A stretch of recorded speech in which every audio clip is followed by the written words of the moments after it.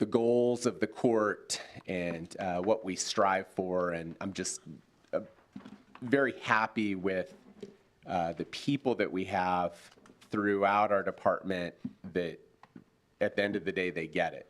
They understand what the court's role is. You've read, a lot of headlines about courts that are put in a bad light because they're seen as a revenue generator for the municipality. That's not the case. We strive for justice, to be fair and equitable, to do so in an efficient manner. If we can save someone from having to spend an entire afternoon at city court, we're going to try and do that. Now, there's certain necessities of time spent through going through the process. It's a necessary evil. But Greg, his staff, the entire staff, have made good strides in terms of that efficiency, while also maintaining due process. We want to be professional and we want to be courteous to everybody. Next slide. Greg's going to jump in. Back one slide there.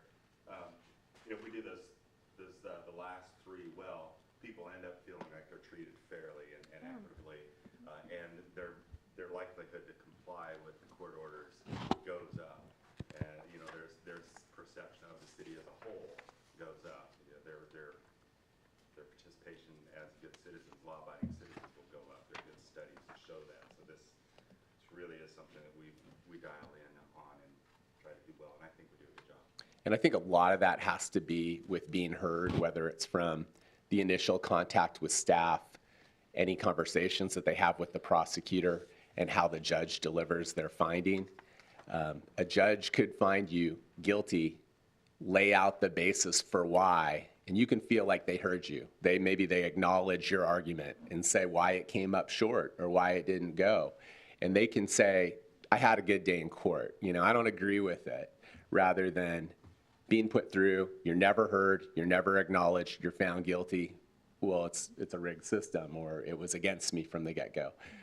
You're not always going to accomplish that where someone's happy with a finding against them, but it can happen with the way you treat people. Next slide. This is just to kind of show the trend in terms of caseload, approximately 1,500 cases in our city court. The next slide gives a good breakdown in terms of what our court sees. Obviously, a strong majority of the cases that we see are traffic infractions, but we do have a good balance of other cases that we see, and a lot of those can be more, obviously, a lot of the traffic tickets are paid outside of court and they're processed fairly easily. Some of those person crimes, even property crimes, especially domestic battery, though, are very involved, and it's an important process with victims, with witnesses, additional investigation, and those cases are more likely to extend out further. Can we go back to the case? Yeah, please. Have we gotten back to business as usual? I know we went, virtual court, and we're handling a lot of stuff. Yeah. But there was a period that a lot of stuff was kind of put on hold. And that chart kind of looks like, you're still down. Are we looking at have we closed everything out? And yeah, what are we looking out for the future? Let me address that in a couple different ways. One benefit of the pandemic was kind of a forced remote appearance situation, right? We had the virtual court software. We were flexible. And at the end of the day, we don't have that big backlog that a lot of other courts do that you hear about, right? Second to that, we have adapted, and I think it goes to the previous bullet about efficiency in terms of, although our caseload has not increased, we do now implement more remote appearances, whether it's by phone, whether it's by Zoom now. That flexibility, there's certain times where someone's going to have to come to court. It just has to happen. But, when I started prosecuting, you had a driving while suspended, and you're a student at Lawrence at KU, and you're here for driving while suspended. We'll see you in Newton next week. You're going to come, and maybe it's just to get a continuance. You're going to work on your license. We'll see you in Newton, no problem. Now, they can streamline that. They can be in a phone queue. The prosecutor can call them when it's their turn. It can be a 5-minute conversation to, I'm going to get an attorney, I'm working on getting my license, and that's that efficiency. And I mean, it's people, when you lose your driving privileges, you're from out of town, I get it, you're there because you are alleged to have committed a crime, but now I'm in this dilemma where I need to find a ride on a Thursday afternoon, or I need to, hopefully not drive without a license again. Right. Tough situation. But yeah, our court's done a great job with that in terms of maintaining that flexibility to increase remote appearances, and it is often. I guess my question is we're experiencing 20% less caseload. Sure. Where's that coming from? Is everybody behaving more? Are we policing differently? Where'd it go? Yeah. I understand, and maybe Greg wants to speak to it too. I understand that is also a regional and national trend.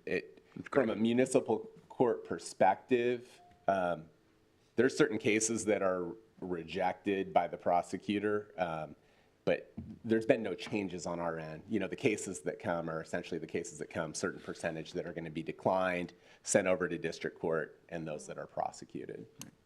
What is a case? If somebody gets a citation and there's an appointment scheduled for court, and then they plead guilty and pay it out and not even show up for court, is that a case? That's a case. Okay. Yeah, a traffic ticket for 10 miles per hour over and you make the payment is a case. A person that picks up a charge for domestic battery, criminal damage, drug possession, that's a case. Am I correct? Am I missing anything? We're not doing on charges. And if you get a ticket for speeding and your blinker is out and your tag is expired, It's One case. One case. Not counting potential counts or charges. Okay. Sure. Thank you. Operational achievements, in terms of the Office of the City Attorney, we've opened approximately 40 files this year to date, and we've assisted city staff in the completion of a number of projects and the resolution of a number of disputes. Proud of that. And we are very, very thankful for the assistance. The Newton Municipal Court, and this goes to the question about remote proceedings into established operations, just what I touched on earlier in terms of clearly a benefit of the pandemic that pushed us into it and showed us there are, a different way to do things and still keep due process and order and justice and those things. Another thing is the e-ticketing system, which has been in collaboration with PD. That's something that's been rolled out, and it again goes to a couple of our core values, especially in terms of efficiency. This is where the officer can simply run a license, input it, and then the data is transferred, whereas we don't have the filling out a paper ticket and then someone doing data entry, possibility of an error there, or you have a ticket for 617 and you can't tell if it's 617 or 611 or what have you. It's all clear, it's streamlined, it's good. I don't know, Greg, I'm sure Chief may want to talk about it too, but Greg, I don't know if you have anything to add about e-ticketing. On your turn, sorry, I'm not coming into the bus yet. it's been an improvement, I know, for officer safety. They have less time out at the side of the road, looking down at their ticket with their attention in hand transcribing, fewer errors. It's great. And there was an attempt to roll this out, I know, some years ago, and it wasn't as successful, but this one's been good. Yeah, it's been great. The speed of it is considered a factor for the officer themselves and the court, so it's. Next one, obviously significant budgetary challenges. Ongoing issue for my department is the uncertainty of costs for utilizing outside counsel when necessary.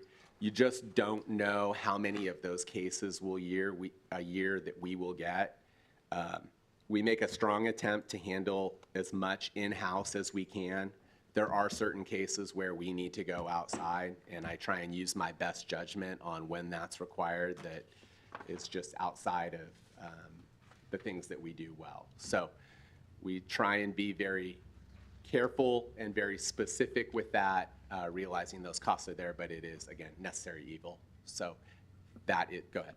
Oh, no, sir, I was just going to add, so a great example of this would be, it may have been before, ENSF. yeah, like railroad or at the airport, like we've used Martin Pringle, and that's what they specialize in, is aeronautics and airports law. So those would be just a couple examples of something where you really need some really strong expertise, and people who already have connections in those worlds, makes for a world of difference. So how do we budget for that? Do we budget percentage of the department's budget for that line item and as a contingency? We just kind of put one in there and what it was kind of like, and then it just works. They've just kind of estimated what it might be. I don't know if there's really any formula. It's that we just put in so kind of- difficult to predict because you could get 4 of those matters that, have significant time. And I mean, sometimes we can cut it off early if it's an issue, an environmental, aeronautical, what have you, where we can make those contacts and just maybe make an initial finding in terms of direction where it's not the full-on involved process like it is. Right, but Yeah. we do put a plug in the budget, we just don't. Right. Yeah, Okay, and we base it off of the previous years. Yes. that's Kind of, kind of Okay. our experience. That's about all Hard, we hard do. to predict, but No, yeah. a little bit of more in there each year. If we don't use it, we don't use it. And if it's, say, a project like BNSF, oftentimes those costs get shifted over to the project. That's a good point. Exactly. Yeah. We can go to the next one.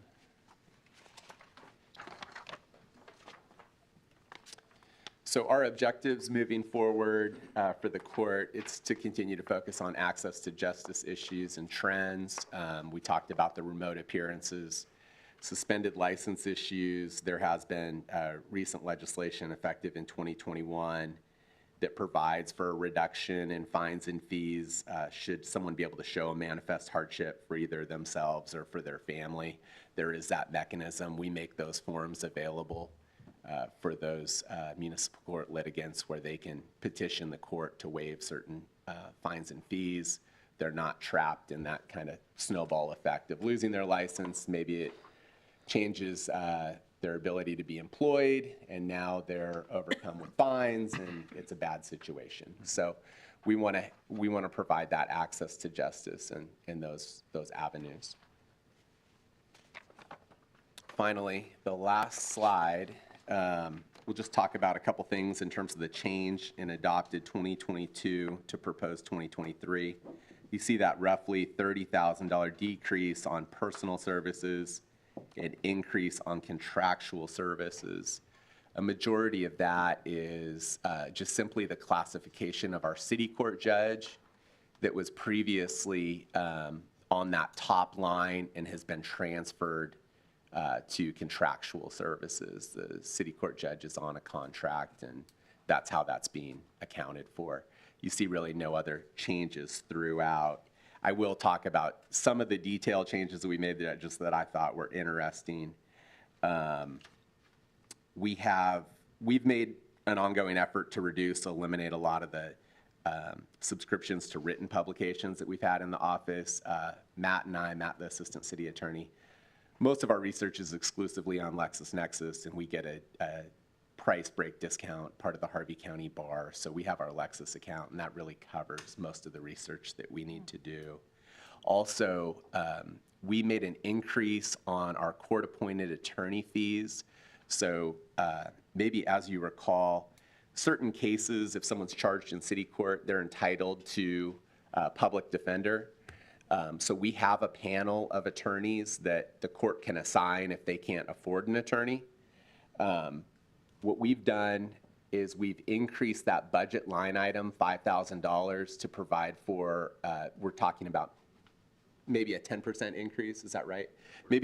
We're still exploring the number, but a 10% increase to those court-appointed attorney rates, and I don't know if I just said, but it's a flat rate per case, it's not an hourly rate. We found that when we have turnover on that panel of the public defenders, when we've put out on it, there hasn't been a strong interest from the local bar or even the regional bar to join. So we have increased that number to make that to make that position maybe more appealing if we do have to change it over in the future. So you're saying per case, it's a unit cost and they don't charge by, it's not That's by right. time? Exactly. Ha- We, Well, no wonder there's no interest. Well, why would you? yeah, sure. I think that the idea is that, you know, we did previously do hourly. That was more than 10 years ago. Yeah, probably. Yeah. Maybe 15 years ago. It's prior to when I was here. They did do an hourly rate. You're basically, a lot of cases, like if you get a court-appointed case at the state court level, you get the bids rate, which I think is maybe $70, $75 per hour. They do pay the per hour rate. We do the per case.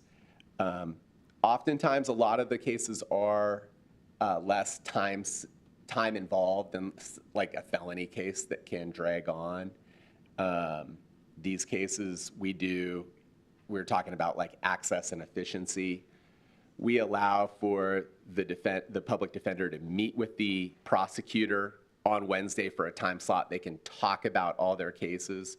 They can come to court on Thursday and see the judge and resolve whatever cases. Yeah, some cases will go on to motions and trials, and they can have a lot of time involved in them.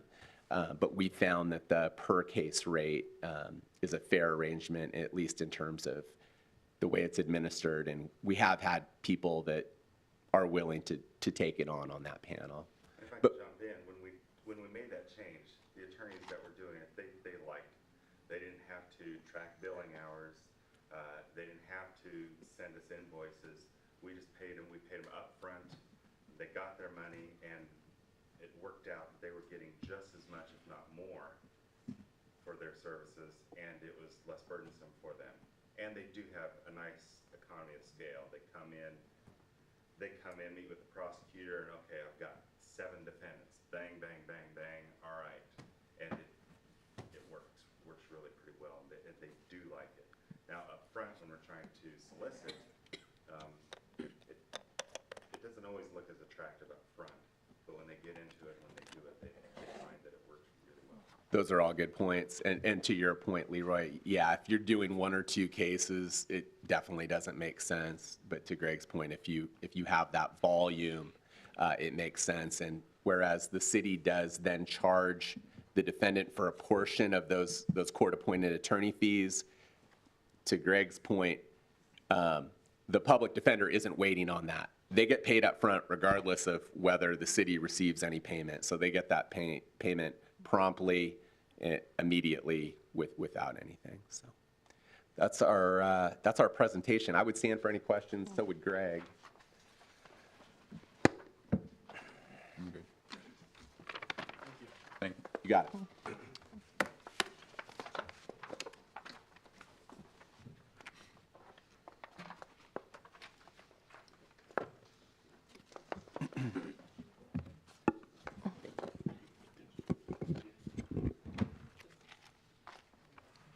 Next, we'll have administration, and I think there might be a tag team. I'll start off, and Ms. Rebecca might help me with some of it, because as you may recall, last year, this year's budget, but last year during budget season, we split out community development from administration, and that was part of the creation of the Community Development Commission, that kind of thing. So we will probably talk a little bit about that. Again, major responsibilities for the administration division, that is, of course, you all up front. And the city commission, the city manager, and then we do have one other 70% of the full-time employee, which is Ms. Rebecca, is charged to this this division as well.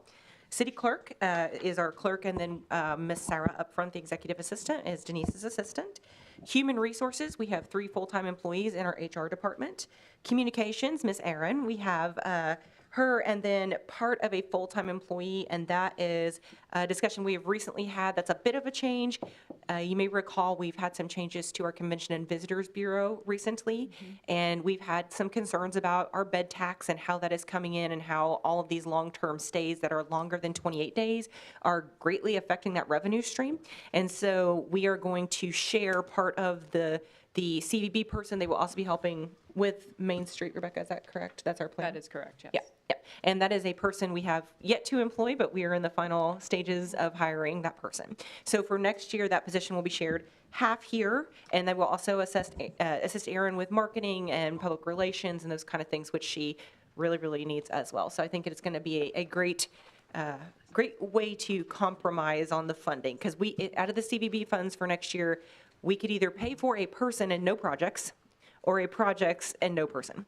And so this, we figured, was a good way to kind of split that difference. Bringing up that bed tax, this came up at the city-county government meeting Yes, yesterday sir. about over the 28-day stay. Yes. Is there any way that we can mandate, if they have, let's say they have 5 days open and they know they're not going to put anybody in those 5 days, like from AGCO or whoever it is, that can we mandate that they have to rent that room to, 1 or 2 nights, even though they've got it, but nobody's going to stay there, to plug into more of that bed tax? Yeah, that's a great question. I don't know that I could give you a definitive answer in the moment, sir, but we will look into that. My gut says probably not, because this is regulated by state statute, is the 28-day rule and that kind of thing. So it might take a statutory change to do that. Nothing's impossible, but I can definitely look into that and confirm for you. I've stayed for 30, 60 days before, and you want to leave your bags there. Yeah, you leave your stuff in your room. Well, I'm It's just gonna- talking about the nights when there's nobody there. They pay for it anyways, but they know there's nobody going to be there for a week at a time. But their stuff's still in the room. They tend to leave their things there, typically. So yeah, I don't know. We can definitely look into that further for you, because it's very concerning to us. It's becoming a longer-term issue, not just for the bed tax. And remember that bed tax, the very first obligation is to pay for the TIF bonds for Meridian Center. Then any money is left over from that is what we use for CVB operations. So it's What if we change, is there a way that we can work with the state to change that to 35 days, or, something that's a little better? I mean, I would have to defer to our city attorney on that, but it is part of Kansas statute, so it would take more than just a simple phone call. The other issue is we're not looking at people that are staying for 28 to 30 days or even 35 days. We're talking about month-long contracts. And so when you have a 6 or 9 month-long contract, right. that would be very difficult to work around. But it's becoming an issue for our community, because we are missing out on revenue streams, not just us personally, but for example, when we had golf tournaments the last 2 weekends, right? We had the women's came first and then men's came the next week. Most of those players, their families, their caddies, I can't say that hardly any of them were able to stay here in town because there were no rooms available. And to Rebecca's point, some of these contracts, the hotels are booked for the rest of the calendar year already. And we are missing out on those other revenue streams too, because once they stay here, they're going to eat here, they're going to buy fuel here, those other secondary economic impacts. And so we're missing out on a lot of things. I think it's going to be a multitude of small items that will help fix over time. Like we need other options for long-term stay, whether that is a specific hotel that caters to those kind of needs, or whether it's apartments. I know Cottonwood Crossing in the past has done a lot of those long-term stays in their smaller 1-bedroom, 1-bath apartments. And it's great for our community. We want those people to stay here, but we also desperately need more flagged hotel rooms. Another example for Meridian Center, they can host a lot larger event than we can host now, because we don't have enough hotel rooms to even bid on those events. So it's probably going to be a multitude of small fixes, and maybe the statutory change requesting that as part of it. I don't think that's out of the realm of possibility. I think our local representatives and senator would be very receptive to that conversation. Yeah, yep. So that's basically the two kind of big changes we made from last year for admin are right there for you. Again, you all know that for the City Commission, your major responsibilities are policy, and basically that comes back to taxation, appropriations of the funding, ordinances, giving us guidance on growth and development and land use, whether that is our land in the industrial parks or just overall. And then authorizing contracts for the Recreation Commission, Harvey County Economic Development, Caring Hands Humane Society, the Newton Chamber, and then a couple of external agencies, specifically Health Ministries, and then Grand Central, which is the senior center. And you all had asked us to set up a work session with Grand Central, and we are, I think we are on, their board confirmed just to me the other day, I think we are on for 6 p.m. prior to your next commission meeting. And we told them they needed to come, be prepared to present to you and speak to you and talk about their business plan and their membership numbers and programs and those kind of things. And that's an opportunity for you guys to visit with them directly. I know you had some questions for them. And of course, as your city manager, my responsibilities are to make sure I am carrying out your policies and whatever goals you set through your strategic planning process. And then basically just directing the day-to-day operations of the city, hiring and firing personnel, ensuring we are doing effective and efficient delivery of those city services, assisting finance staff with the preparation of the annual budget, and then monitoring as we go along, recommending policies and programs to you, and then serving as the city's representative to various local, state, regional organizations. The city clerk, who is, Ms. Denise is great at clerking it up. She didn't bring her drum set today to entertain us. I'm a little sad. But so anyway, but by statute, the clerk is someone that either works for me or for you. Those are the two options. And they are responsible for almost all basic government functions. Record keeping, this is the historical record of everything that takes place in the community. Contracts, providing the agenda packets, meeting materials, minutes, maintaining and updating our city code, recording and certifying special assessments, doing licensing, permitting, keeping our cemetery records. You guys have questions about the city clerk? No. And she's also, of course, the director of fun. And of course, she's also the director of fun. So, human resources. I mentioned we have 3 full-time employees there. Their job is to provide all city departments and serve them. They recruit. They help us advertise open positions. They ensure that we are doing consistent personnel policies and procedures. They monitor regulatory compliance, employee records, making sure we have affordable benefits, that's health insurance, dental insurance, vision, those kinds of things. And then also for compensation and classification of employees.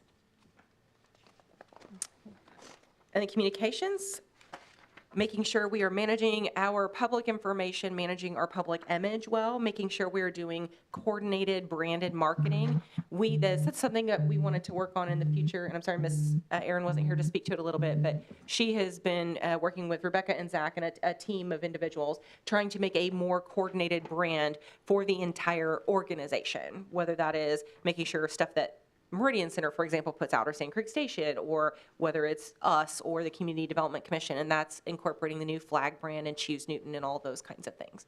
So that is definitely an ongoing thing that we anticipate the rest of this year, and we'll continue to roll those things out, because the more recognizable our brand is, the better overall. Consistency is always good. And then, of course, she monitors all of our social media activities, posts, acts as our public information officer, or PIO, for all divisions of the city, and oversees content for the city's website, make sure that we are coordinating special city events like forums, open houses, community events, work sessions, those kinds of things.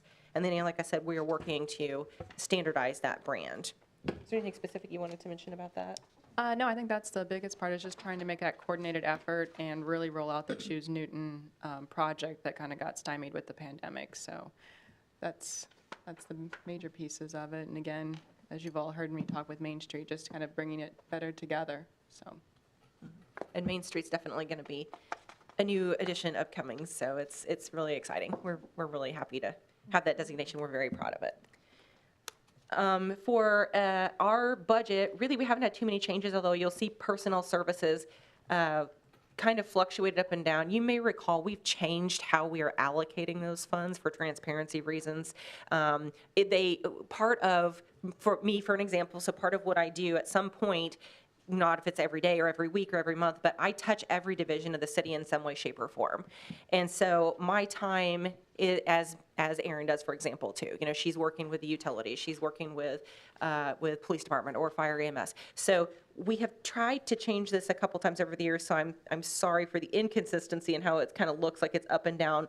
But really, we wanted to try and make sure everyone in admin, that somebody could open our budget and say, okay, all of the administration salaries are in this personnel services line, instead of allocating back and forth. And Did you guys get the right slide in your sheet? Do you have admin slide? We have an admin Yeah. slide in there. Okay, because one of us didn't, and we want to make sure you had the right one. yeah, sorry about Okay. that. Yeah. That's fine, thank you.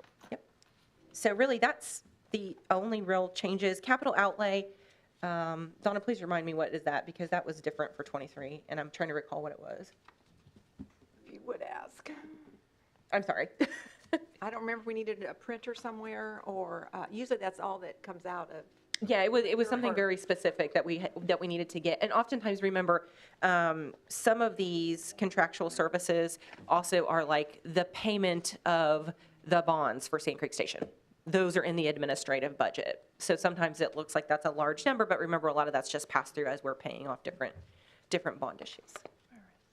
We were trying to talk over what that 10,000. I'm sorry, I can't remember off the top of my head. I made a note to myself, hey, mention this, because it was different. So. Any real questions about? The transfers are transfers out.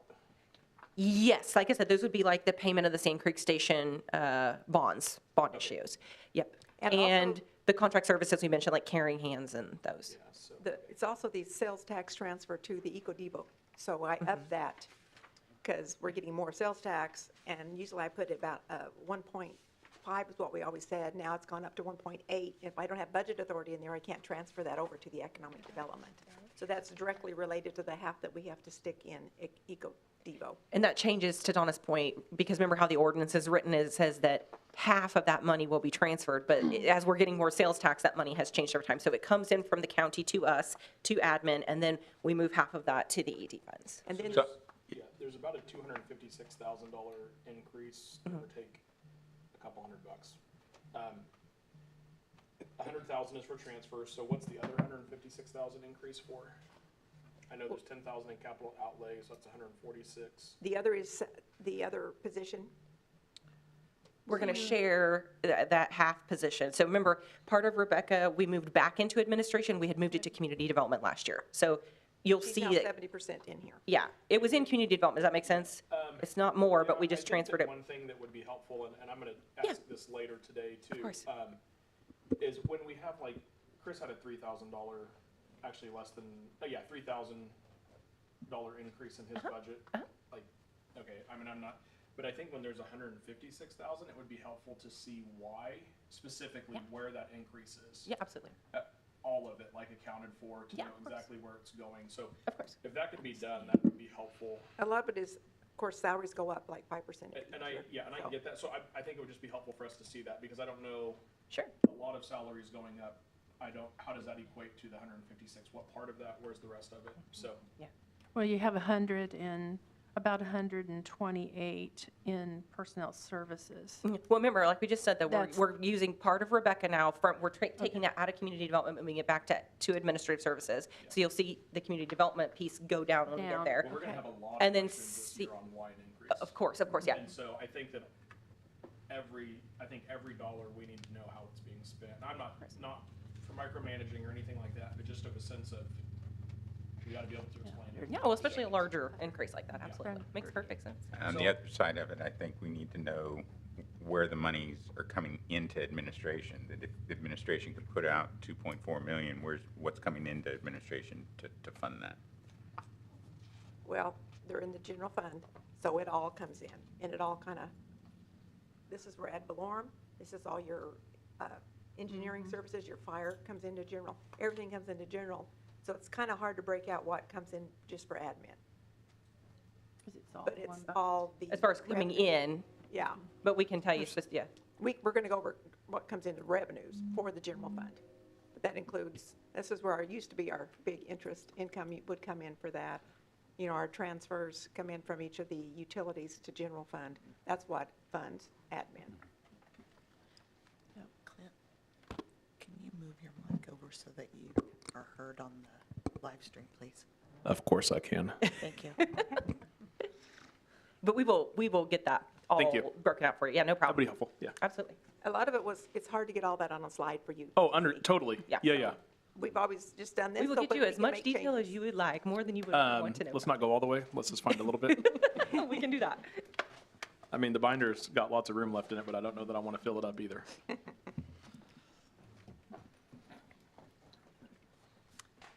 All right, well. Is that all the questions for admin? Yeah. Did you have another one, Rich, or was yours? I'm good.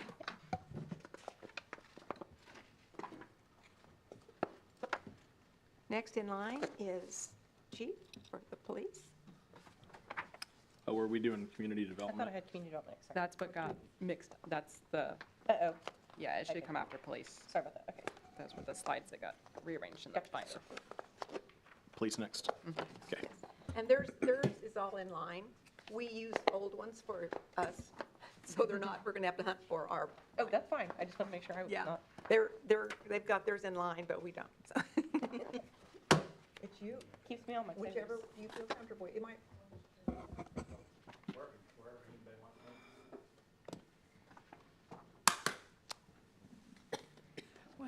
and you can just tell me to change slides, or you can handle it yourself.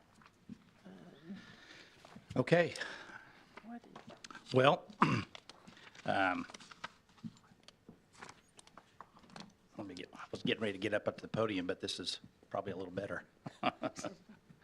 As you can see, some of our challenges that we've had, it's been kind of an ongoing thing for several years here now. Clearly, staffing issues have been a problem. Moving forward in our training, and then the obvious, I think is self-explanatory, is the cost of fuel is getting way out of control, which this is how we get around to get to all of our calls. So, but I'm going to give you a quick staffing update. In 2021, we hired 6 new officers, and then this year we were able to hire 7. I know that's kind of a skewed number because that's the whole point of what we've been talking about the last couple of years have been the retention of officers, making sure that we keep them. We want to keep them happy, keep them well-equipped, and so they don't want to move on. So it's kind of a skewed number. I want to address that real quick, too, because just by attrition, we've had a couple of officers leave us because their spouses have transferred to out of state. One went to Idaho because his wife is doing her residency. Another one was transferred. Her husband worked at the mill here, transferred to Minnesota. They didn't really want to leave, but they had to follow their family. And then one lives a considerable distance away here now. And the fuel cost and things like that has just gotten out of control to the point that now it's just more. And then a couple of retirements. Last year we had a retirement, 15-year veteran, a 20-year veteran, and then I just received notice that I'm going to lose a 27-year veteran here. So it's all these, just by attrition alone is what we're losing them for, but we're replacing them. Last year, we were finding a lot of difficulty trying to find folks. Now that we've got our pay more in line, that gets us in a conversation. So they're comparing apples to apples, where they want to work, how they want, where they see themselves. Now we're in the conversation with where they want to be, and then we invite them to come. And we've struggled getting people just to apply for us for a good length of time. And now we're getting those folks that are graduating from college, getting out of the military. We've got several folks that are coming full-time military that are leaving. They've come to visit with us. They visit with our folks. We invite them to do ride-alongs to make sure, is this the place they want to be, and these are the people they want to work with. And they drop everybody else in their application pool, and then they come to work for us, because that tells me that the folks that are on patrol, they're going to be working every day with, they're happy here, and they're showing that this is the place they really want to be. So that's been incredibly encouraging for the last 3 years. We've been really working hard to improve that. And then our training, our equipment, and everything that goes along with it, this is, it sets us apart from most agencies, particularly in our area. So that's been our primary focus, to how do we retain our officers. Mm-hmm. And so now that we got our pay, and our benefits are fantastic, so that's a huge draw for those folks to come to work for us. That's on the next slide. I'm sorry, Donna.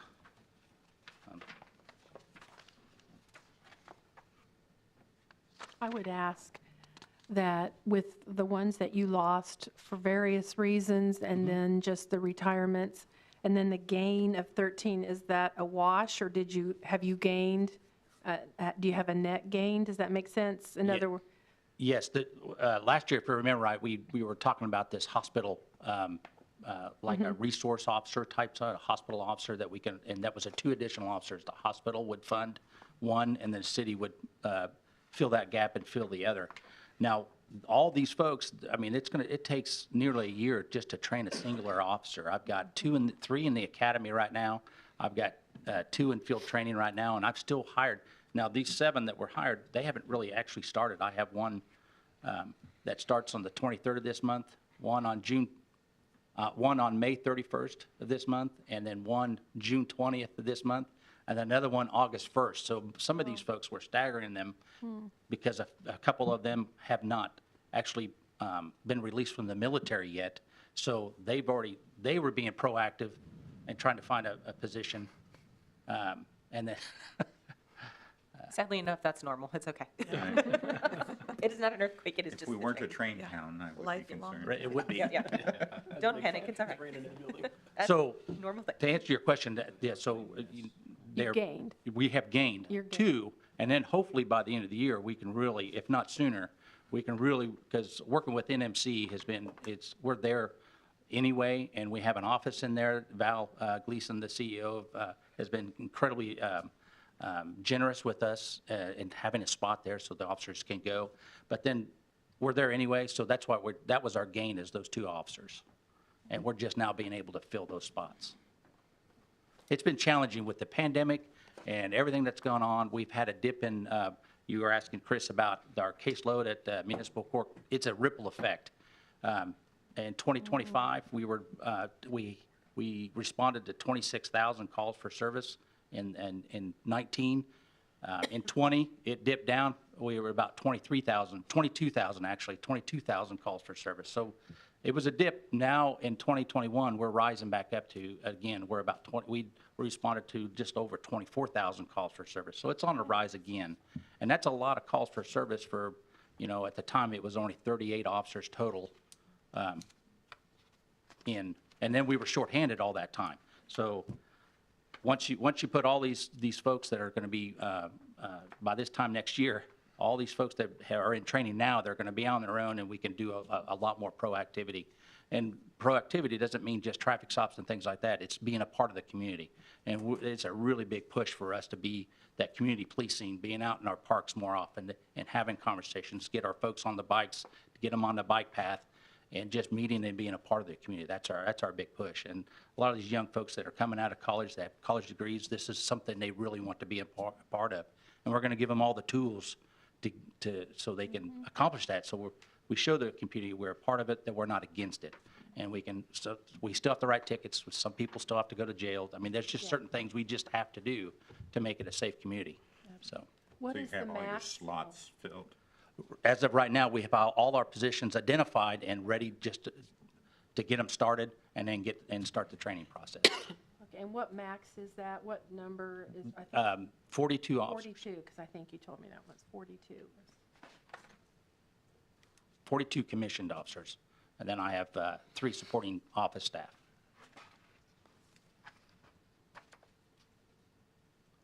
When you look at the budget then with the partnership with Newton Medical, is there a revenue side then that offsets some of the expense, or is the budget shown net of, do they pay, they don't pay those officers directly, do they? No, they don't. They pay the city, so. Right. Yeah, I did put that money in that they're going to pay. Okay. Yeah. It's because we approximately $85,000 a year. And we also Okay. get 75,000 from the schools for the 3 officers there. And this budget is net of that? Yes. Okay. I put that all in there. We are just getting ready to start getting the agreement stuff going. They have not paid for anything yet. Okay. Newton Medical Center has not. But we're just getting the officers, so it's chicken and egg thing. Super.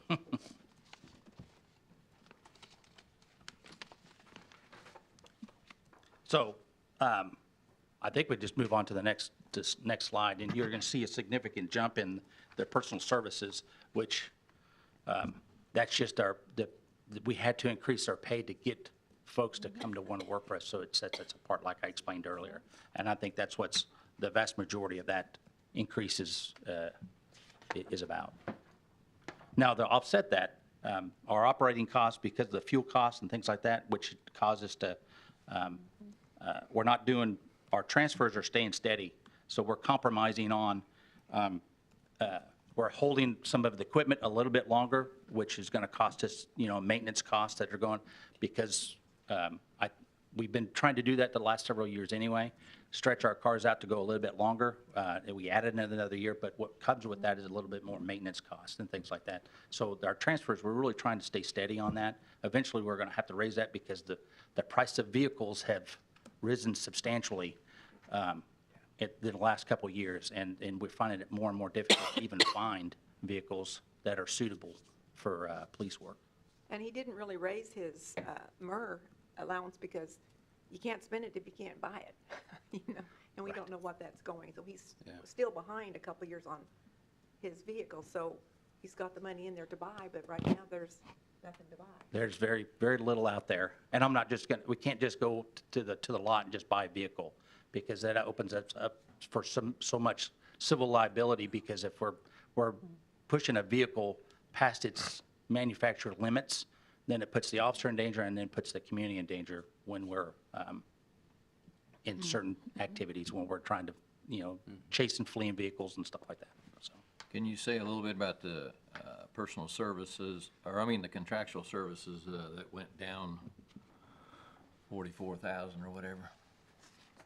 That was your jail. Oh, yeah. In 19, we arrested about 2,000 folks, 2,000 people in the calendar year. Because of the pandemic in 20, it went down significant. We went to writing citations in certain cases, or just there was fewer contacts because we had fewer calls for service. There was fewer need for the officers during that time because everybody was locked in for the most part. So our numbers went down, so we just offset some of it and decreased it. So, and we're kind of maintaining that, and now it's starting to go up a little bit, but not as fast. So it's just trying to offset some of these costs. Even the sheriff was asking me, are you going to start arresting people more often? Well, we're trying to do the educational side of things, so we're trying to prevent having to arrest people at all costs. So I think it's, however you want to look at it, I prefer being out in front of and try to prevent crime versus trying to be reactive or trying to be more proactive. And I think a lot of this is working. So. And to Chief's point, there are some crimes that by law are a must arrest. It would include domestic violence, DUIs, obviously something like a homicide or you know, a Part 1 crime, basically. Right. And those are a must arrest, but there are other opportunities for those things that aren't a must arrest if it's, you know, if there's an opportunity to educate. And they would be issued not just a citation, but a notice to appear in municipal court. That make sense?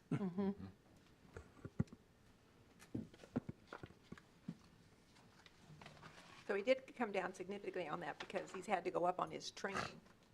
Yes. Training is very significant because we're required to do more and handle more. Mental health is the major topic of the day. So we're really trying to train our officers how to identify who may be in crisis and who may not be, who's under the influence on the guise of being, trying to train our folks to be able to recognize that in just in seconds. And that just all takes time. And during our training process that we're doing, we do monthly trainings anyway, try to cut costs so we're not sending folks out of town, which saves us some money, but it's also a time every month we put on at least between a 4 and 6 hour training every month that every officer has to attend. And it ranges from how to deal with domestic violence, ranging in that domestic violence, it's how to, if animals, their pets are being abused, that's usually a precursor to and supplement to what's going on in the abuse in the home with the rest of the family. So how to identify that. So we're working. There's a lot of pathways that we need to train our officers so they're the most well-rounded officer. When we respond to something, we know how to deal with it effectively.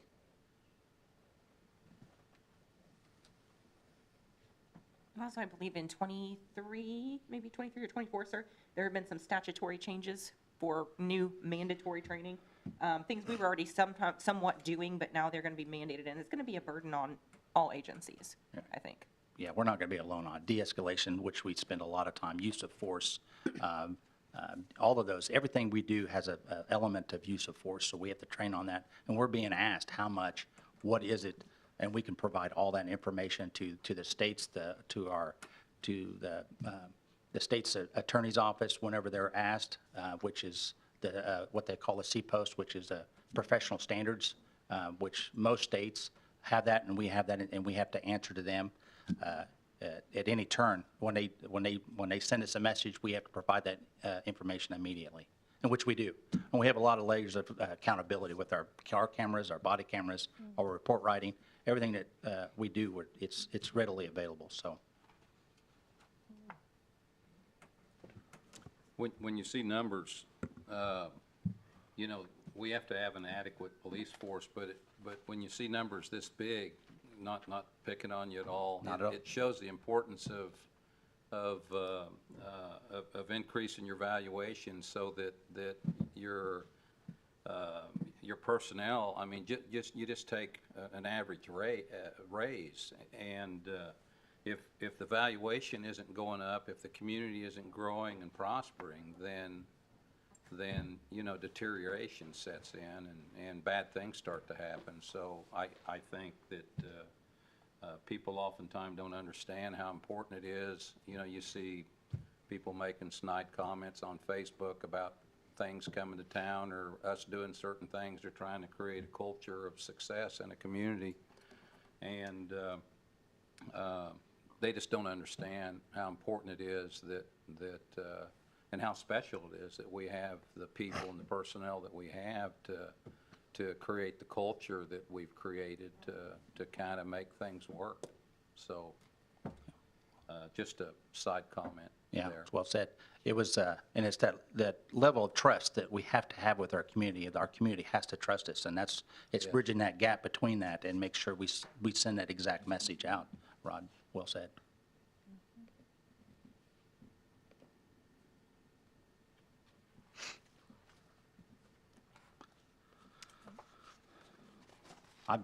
That's about all I have. I know it's a lot to absorb, but I'm always open for questions. This is if you have questions either now or later, I'm always available. Appreciate the work you do. Thank you. You bet. Thank you. Thank you, Chief. I can find my mouse. The next one will be community development. Rebecca?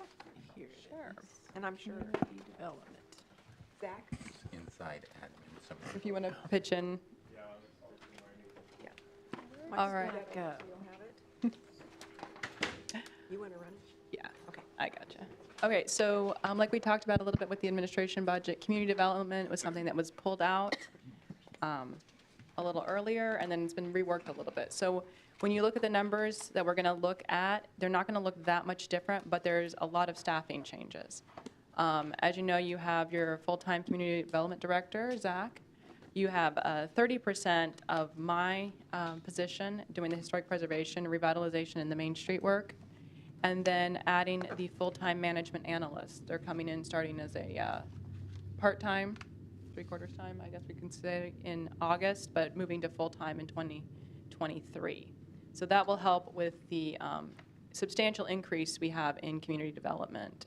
As you've seen a lot of projects come across, we have many, many housing, industrial, commercial, and revitalization, rehabilitation projects. So this is just enough staffing to keep us progressing with those projects. And we talked about this, but it's been a while back. This person started out, you guys had authorized us to get either a graduate assistant or an intern from the public. Do you remember that? And we had talked about if we found the right person, hopefully they would stay on. So this is kind of the end result of that. So this is the same amount of money, but now there is going to be a little more obviously when they go to full time. But that's, you guys had kind of told us this is the direction you wanted us to go. Correct? I'm seeing head nods. It's been a while since we talked about it, so I just want to make sure we were all. And a piece of, a little bit of this analyst will also be in utilities, because she does the whole city and she will help them out too. So we've kind of parceled her out a little bit to help pay for that salary. Right. All right. So just to go over how we portioned out the development work, there's some things that we're doing that are definitely community-wide.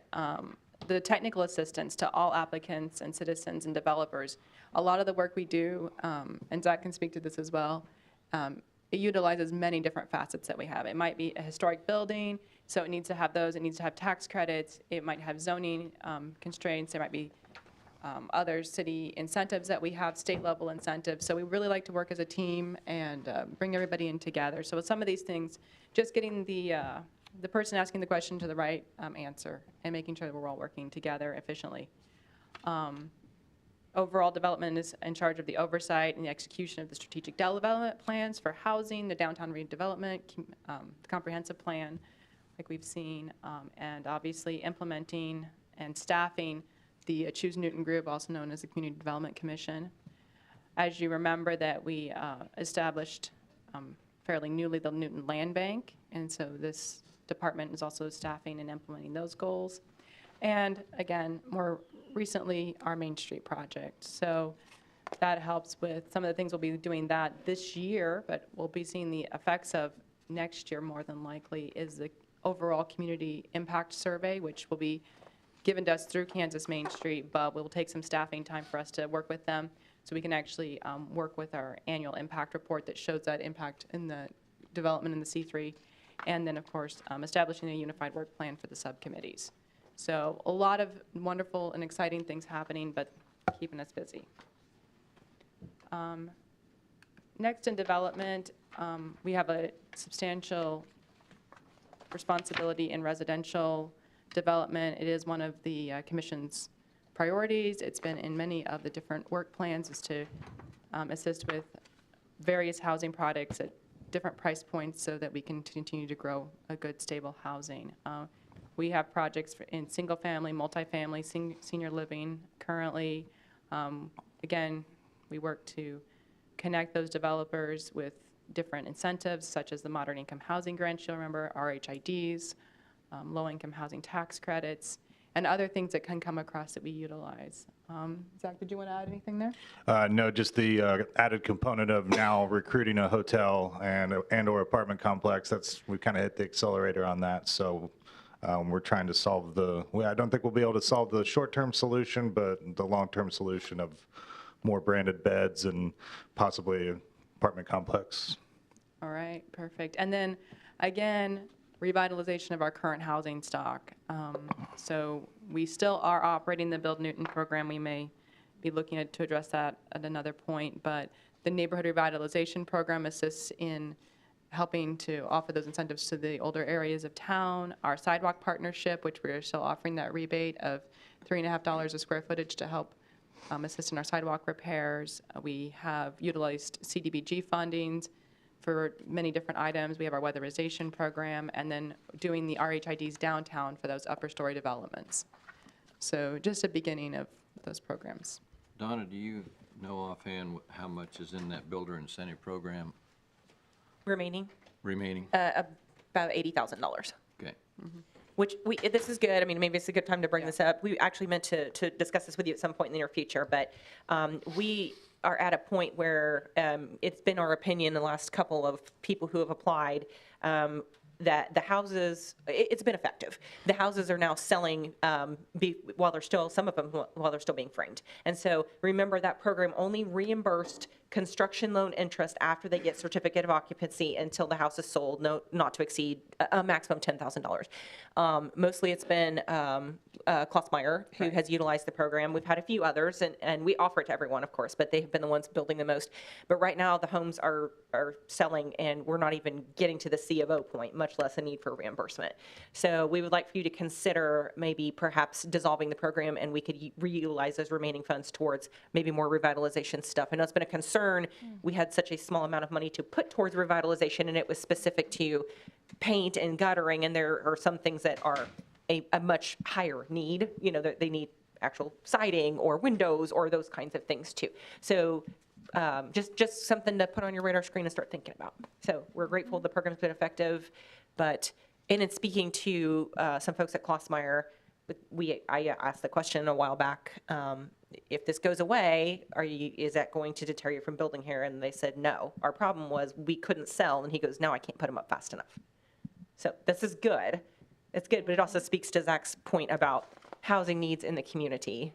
And Commissioner Cry asked me to look something up, and I'm still working on it for you, sir, but roughly through the neighborhood revitalization program Rebecca mentioned. Remember, if it's a commercial or industrial property, they're eligible for that rebate up to 10 years. And if it's a residential property, it's a 5-year rebate. So in speaking to the county clerk, the ones we have coming off the final year, which is 2021, remember, we are getting we tax a year in arrears in Kansas, right? So in 2022, you're paying your 21 taxes, right? So in 23, we will be able to recoup those. It looks like we had 2 10-year abatements that are coming off, and then 3 5 years. The calculated rebate that they were getting was about $13,800 total. Now remember, that's all taxing bases, so we would only get a portion of that. The county and the school district get the larger portions. So to your question, sir, we didn't have a lot coming off, about $13,000, and that's shared between all the taxing entities. So we will get that now, and we're grateful, but it's not going to help our general fund situation too very much. But every little bit Our helps. portion is the 13, or that's? No, that's total. Oh, well, so we may get. How does that look in the out years? Yes, I was going to say, I've got 22 for you as well, just right now, and I'm sorry, I will get them all for you. And send them to us. Yes, absolutely.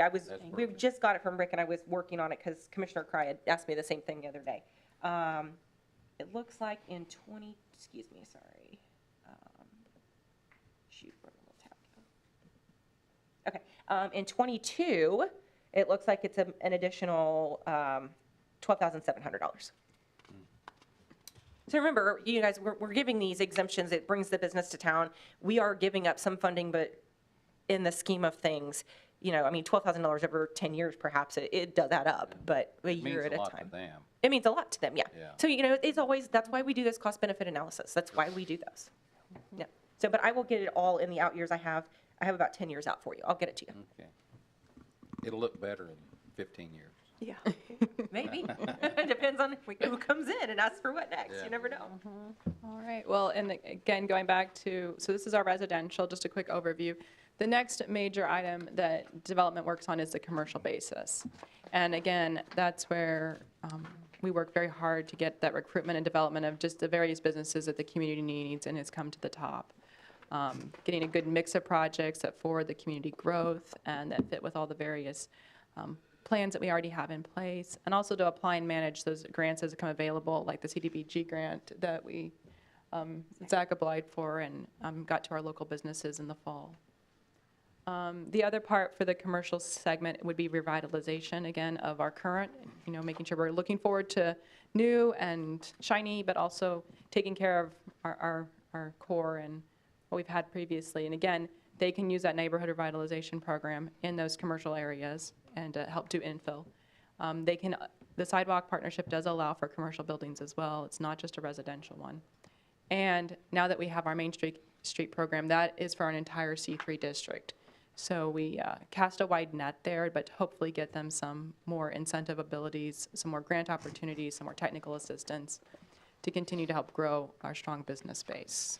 Zach, did you want to add anything? Oh, no, just like on the retail side, just had a woman reach out about the starting the Facebook page for the Bring Chipotle to Newton. We're kind of on those campaigns, and I'm going out to the retail conference here in a couple weeks, and that's literally where you approach the Chipotles of the world.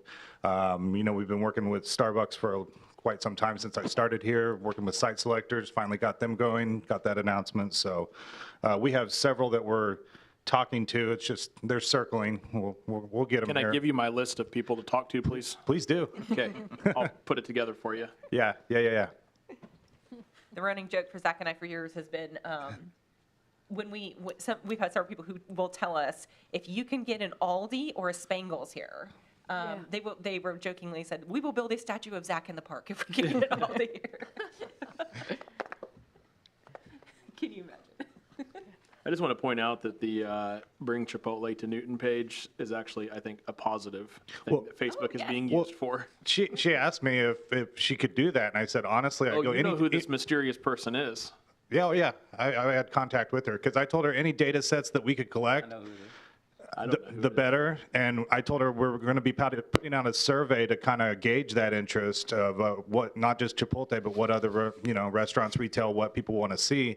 And she's like, well, I go, it's up to you if you want to put the Facebook page up. I mean, if you want to monitor it and do all those things, knock yourself out. So she definitely did. So it's Chipotle, Bring Chipotle to Newton is the Facebook group if you're interested. Yeah. And I neglected when we were talking about, sorry, just one more note on this, things that are coming back onto the tax rolls. I neglected to mention, you recall, we recently sold Hangar W at the airport. And so Hangar W is now going to be taxable, and it was not before. So, but again, that won't come on till 22-ish, 23, because they'll have a partial year from the date we sold for this year. So I neglected to mention that one, sorry, but that one actually will be hopefully a little more substantial because it was a, what did it ended up selling for? $1 million. $1.2 million or something like that, $1.3 million. So that valuation, and we'll get about a third of the taxable valuation for that. So that'll be a more significant number, but I'll get it all for you. And that concludes the airport report. Yes. Excuse me, Mr. Palmer, I did not see you in the back of the room. But that does actually get us into a great segue to our next slide here of our industrial development. So again, that third prong in our three-prong development of residential, commercial, and industrial. Again, lots of work happening at the Newton Industrial Park, Kansas Logistics Park, as you know, the airport and the adjacent properties. And again, we're liaising, and by we, I mean Zach, with the developer and agents and facilitating those site visits and coordinate the engineering requests. And then again, helping to coordinate any other funding or grants as appropriate. So that brings us to the budget page itself. And again, this is where, just to walk through the numbers, you actually are seeing in that personnel service a decrease, but it's not even as substantial as a decrease as you might have seen if we had the same number of personnel in the 2022 budget. So remember, we have 2 full-time and 30% of a full-time employee, and there's your differences in personnel services there. In the contractual services line, you'll notice a substantial increase of that 20,000 approximately. That is mainly for our travel and continuing education. As Zach just mentioned, going to the retail conference and attending some of those things where we get their name out and he does his networking and such. Those conference fees, the traveling, and the stays are increasing at a very, very quick rate. We've been looking at reports that are saying that traveling may stay up about 35%. And so as we add those pieces in, tried to be as conservative as possible, but also tried to make sure that there was some funding in the budget so that we can operate as effectively as possible. And if you remember, the 200,000 was for what we were going to do for the Cottonwood out of the ARPA funds. And although that's not coming maybe until 23, we do have something that needs to be done this year, which is That'll be summer. coming to the next commission meeting, and that's autumn plan. And so we put it in again for the second tranche of ARPA funds that we could use for Cottonwood then. So we're just kind of switching the years. But that's where that 400,000 will come from, ARPA funds. Right. And then that small increase in commodities and supplies is just to make sure we have some general office supplies for that additional employee. And also, we had to buy some things for the 150th and have some swag and some flag stuff and that kind of stuff. So when Zach goes to these events, he's got things to give out. Again, that's part of that marketing branding piece. Well, kudos on maintaining an increase of only $1,500. And again, back to how Kelly had mentioned, that's why the administration budget looks as much larger as it does, because it's absorbing part of me and then that half of that marketing person. So you'll see that difference.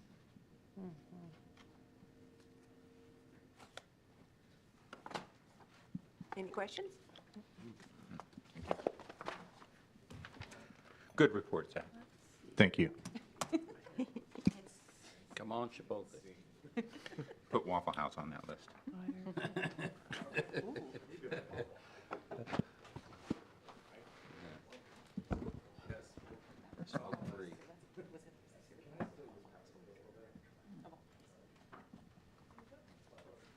Next, we have the fire department. Just because you're starting at 9:12 doesn't mean you have 8 extra minutes. Yeah, hear me okay? Yeah, we are. And I did mess up on the, last year, I just kind of used the same time frame I had before. And last year, we had Suzanne on this day, and she had 2 or 3 different departments to do, so I had more time in there. So he called and go, do I have to talk for 50 minutes? I No, might be no. able to stretch it out for like 2 or 3, but 50's a big stretch. So we'll just keep running, however it flows. And we will take a break shortly. I know everybody needs to go check their phones and use the restroom, so. Right. Or I can just tell you. You want to? Tell me. Are you good with that? I'm good. Okay. Click. I need a stick to tap you on the head Yeah. to let you know Might when get a to little bit switch. hard there, so we'll forget that.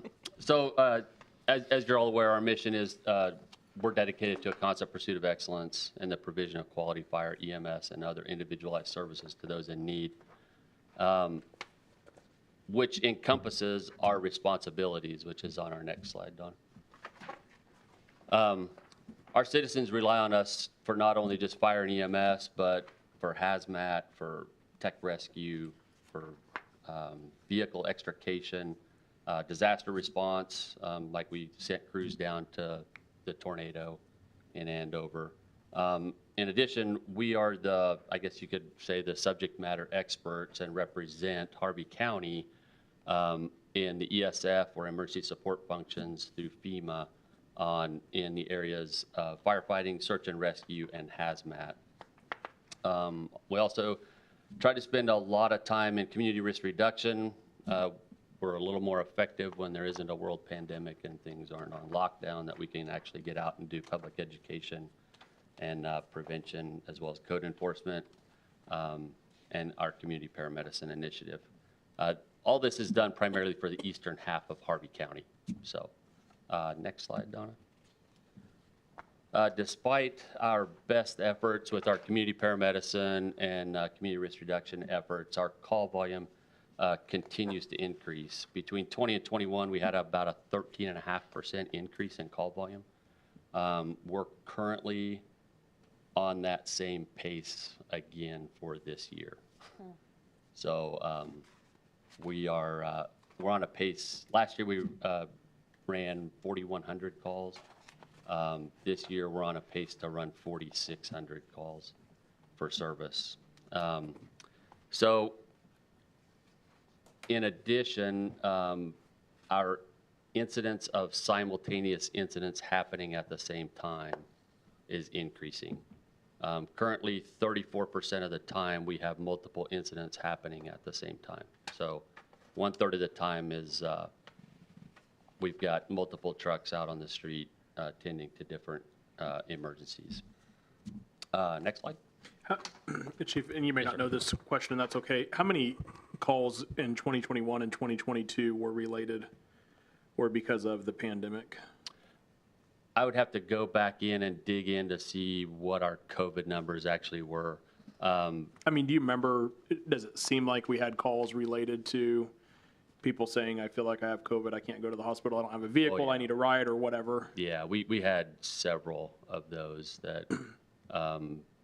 It's interesting to me, They though, even just- told us on yeah. dispatch they are COVID positive. Between 2015 and 2020, I mean, it largely remained unchanged. And then when coinciding with the pandemic, then there's just a jump of 13.5% each year or whatever.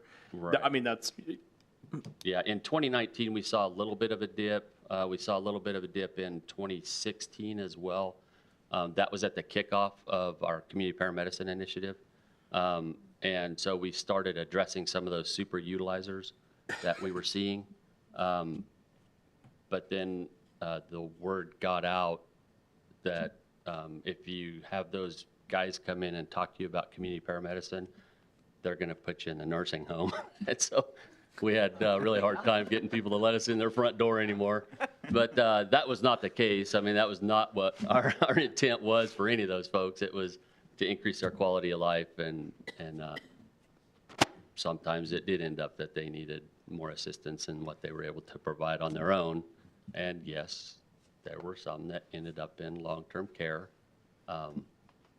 And oddly enough, their health got better and their quality of life was better. And so, but those aren't, I don't need. that's not what you hear out on I the don't need street. I don't need numbers on how many COVID calls we ran. I just wanted to know if you think there was some correlation between the pandemic and the increase in call volume. I think there was maybe a slight correlation. I think probably the bigger correlation was that people were reluctant to do much of anything. they didn't invest much in their own health, and they waited longer, and so we were seeing much sicker people. So Well, I wake know up- that from my own family on several occasions, we, not COVID sick, but like I had a son that had got sick and it was like, well, don't bring him in if his symptoms get worse. And so if you're an aging person or an older person and you call your doctor and say, I don't feel well, I like to come in. Early on in the pandemic, the first year of it, it was like you couldn't get in unless you had to use code words like my chest hurts and I can't breathe right.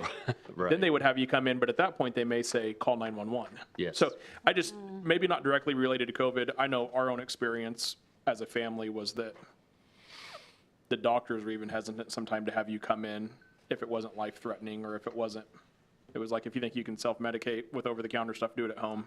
Right. So, okay. And a lot of it really depends on the complexity of the patient. So the more complex the patient is, the more reluctant their primary care provider is to have them come into the clinic when they're already not feeling well. Yeah.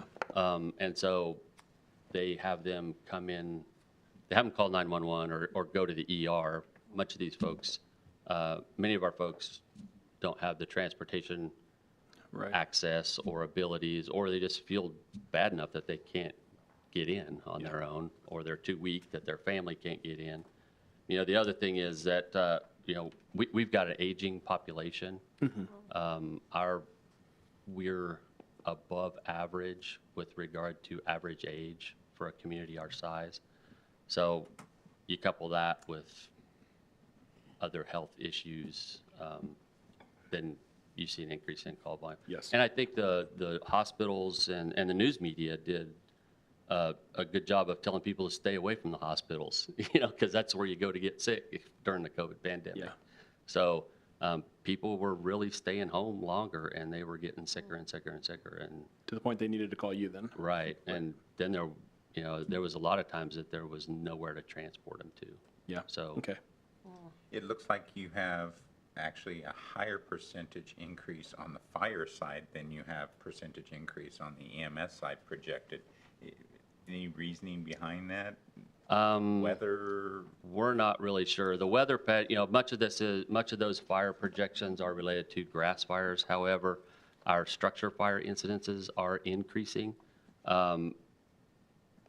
National data suggests that cooking fires is the #1 issue. Our data correlates to that. So that's a sign to us that we need to be more vigilant in our community risk reduction efforts towards cooking fires, those kinds of things. Again, you couple that with an aging population, they have a tendency to put a pot of beans on and then go take a nap. Right. Do we need commemorative fire extinguishers for the party? Yes, yes. So it is true that an increase in restaurants will actually bring down the number of fire call volumes because less people will be cooking at home.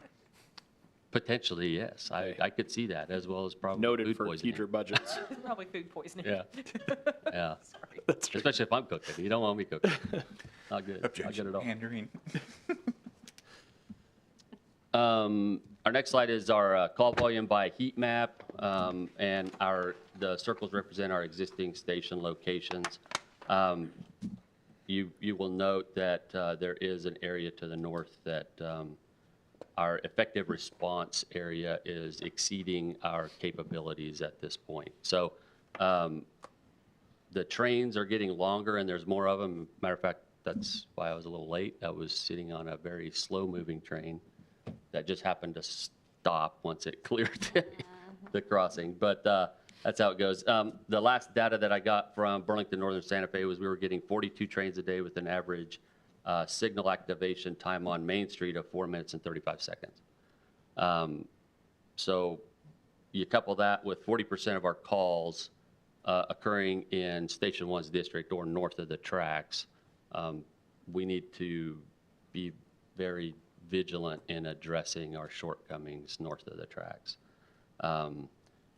With Station 2, actually Station 1 is landlocked. We're not going to be able to do much else with Station 1. Station 2 it's an aging building, as is Station 1. With the projected growth that's occurring or could occur in the coming years, it's going to end up with an increased response times. And then with Station 3, we've got, that's our newest station. We've got limited expansion options there as well. So we've got some issues that we're aware of, but we need to be able to draw attention to and start to mitigate as soon as possible. Next slide, Donna. So projecting our future, I feel like we're at a very pivotal point in our history, not only for our organization, but for the city of Newton, with all of the projected growth and development that is just on the cusp of happening. It's a very exciting time, and it's essentially good problems to have. So, but with those, we've got an increased call volume projection. As previously mentioned, 19% of our population is 65 or older, which is actually 20% higher than the national average. We've got rapid industrial residential growth. You know, currently by estimates through the county appraiser, we're protecting about $1.6 billion of property within our jurisdictional boundaries. With projected expansion and growth in the coming few years, that could double pretty easily. With that, we'll have increased target hazards. Hopefully, more rooftops means more people, and our folks are going to continue to age and have health problems, and we're going to have higher numbers of at-risk and high-risk customers. Next slide. So to be proactive, for our vision for the future is to be proactive. We want to utilize our data to make help us drive our decisions. We want to follow best practices while all the while being vigilant with our tax dollars, and do what is in the best interests and for the best of all of our stakeholders across the board. Next slide. So looking at that, how do we do this? You know, we could drop back to a two-station model to try to address some of our shortcomings north of the tracks. That's not going to be a very effective way of doing it. It would essentially take us 11 years into the past. Whereas if we consider the addition of a station north of the tracks, it would allow for a better disbursement of resources, provide for needed redundancy north of the tracks for those simultaneous events happening. It will potentially decrease our response times, and which would help us fall better in line with the National Fire Protection Association guideline and standard of response times. So downside is it's going to have a financial impact. Next slide. So how are we going to move from our projections, our visions into a reality? I feel like it is our belief that we can accomplish a lot of this through accreditation. As you're probably very well aware, accreditation is an outward sign of our internal commitment to continual improvement, transparency, excellence, and accountability. It builds collaboration with our governing body, with our businesses, our industries, our residents. It helps justify and legitimize our organizational, operational, and our policies, our practices. I mean, it says it's not just us saying we're doing what we should be doing and how we should be doing it. It's a non-partial peer review that comes in and makes that determination. And it helps, you know, most importantly, it helps us get better. It lays it out on the table, looks at our strengths, our weaknesses, and helps guide us in the direction of where we need to go, and possible strategies of building and sustaining a stronger and more resilient organization. Next slide.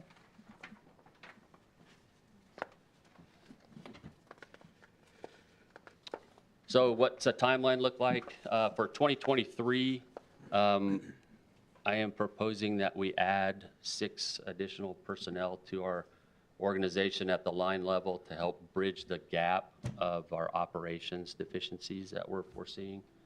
In addition to those 6, I'm respectfully requesting to hire an accreditation manager to, in lack of better terms, herd the cats in accomplishing our accreditation. All the while, we need to be very vigilant in identifying the appropriate locations for possible additional stations, as well as maybe acquiring the land as soon as we could, developing a station design committee to get that ball rolling, and begin the accreditation process in 2023. For 2024, look at identifying funding sources, which could also happen in 2023, but hopefully break ground and have a station operational sometime in 2024. We would have intentions of utilizing grant funds, facilitating partnerships, either government, private, or otherwise, to help offset some of the costs of this. But I want to make it very clear that I'm not intending our additional personnel to be hinged on grant funding. We're going to need people. I think we need to take the adage of, if we can get some grant funding to help offset the cost, that's a win. But it's not going to be a make it or break it decision for us. How are you guys on current staffing? Currently, we're full. Okay. We're full. You never say that too loud, because then somebody's going to, they're going to retire. Yeah, you always got to cross your fingers. How do you, how do maybe you 3 feel toes. about finding 6 new people? I'm very optimistic of that. There's been a lot of stuff on the public media airwaves Yeah, lately, they've been friendly and- to Newton Fire EMS and lately they regards have to helped our neighboring recruiting cities. initiative Yeah. very much so. We do have a robust reserve program that is up and running. Okay. We have people that are interested in our organization that often call and want to come do a ride along. Great. So they can kind of kick the tires. Very kinda good. thing. So, Okay. Also, to your point, Mayor, since you brought that up, while we always are glad to be the poster child and held up as the best practice, it's not necessarily always an apples to apples comparison, because remember, some of these people who are making that comparison are firefighters only. All of our people are also either EMTs or paramedics, or like in Chief's case, a registered nurse. And so we are doing double duty, literally, compared to what some of those agencies are doing. So just for the benefit of the public that might be watching, and because it's, like I said, we always want to be the best practice, and we're proud to be out there and lead the way, but it also is a little unfair to us to be held up there like they're overpaid or something, because they're definitely not. I Oh, mean, yeah. No, our amazing frontline personnel start at I think any 14 of us something would an hour. defend the pay level of our fire and EMS, so. Yeah. Yeah. Yeah. So definitely anyway, yeah, deserve just- that, and it's not enough to begin with, but. Yes, for sure. Another thing, Chief, I think we've talked about, but, and tell me if I say this wrong, but I think it's this in the standard, the NFPA 1710. It's not just about response time and staffing, but for years, the standardized practice, best practice was, if you have a single-family residential structure fire, you needed 15 boots on the ground there. And I said this jokingly the other day, but this is true. Like, if I show up, I don't count as one of those 15 people. It has to be the actual first responder that can actually respond to the emergency. Either this year or last year, that standard changed to 17. And we definitely can't meet that. These 6 people would help us meet that without an additional station or the change in, to help mitigate that gap, as Chief was saying, as we grow. So just something to be aware of. Yes, thank you, Kelly. Because it also affects our ISO rating, which also affects our homeowners and industrial clients' insurance too. So it's a big deal for everybody. Yes. So 1710, NFPA 1710 addresses an effective response force, which is numbers of people, and it's broken out by hazard class. So for like a single-family dwelling, it's 17 is what they're expecting now. for a facility like Midtown Towers, that's 42. So we have mutual aid agreements and auto aid agreements, and even with those, that's really, really, really difficult to accomplish. So we need to be able to meet it when and at all times that we possibly can. It also addresses the effective response times. So that's where you talk about the alarm time or the alarm processing time, the shoot time or getting out the door. So once the alarm comes in, it's processed at 911 communications. They tone us out at our respective station, depending on jurisdictional call orientation. And then we have, when the bells go off at our station, the clock starts for us to don our protective equipment, get on our rigs and get out the door. For an EMS call, that's 60 seconds. For a fire call, that's 80 seconds. And that's 90% of the time. So then you have a drive time or a response time. So that's the time you leave the station or go en route to the time you get on scene. And there's a time for a first-in engine, there's a time for a second-in engine, and it just kind of goes up. But it's kind of broken out. It gives organizations the standard of what they need to be striving for. So that's what NFPA 1710 is. How many staff do you have on each shift? Currently, we are full staffed at 15 is a full staff day. So at our outlying stations, which are 1 and 3, those daily are generally staffed with 5, or not 5, with 4 at each station, with the remainder at Station 2, which is over here on 3rd Street. So this 2 will get you at 17 citywide. 17 per shift. Yes, sir. Now, with some of our newer hires, as they're working through their rookie training, we are staffing some of the outlying stations at 5, and that's to facilitate three on an apparatus for a response. So we had some folks that were going through some field internship training, and of course, their 12-month rookie training, and we don't want to set those folks up for failure. So when staffing numbers allow, we try to double up a little bit and have them in somebody's back pocket to kind of help guide them along the way, make sure they don't get in any trouble that they can't get themselves out of. So, Right. Our budget slide.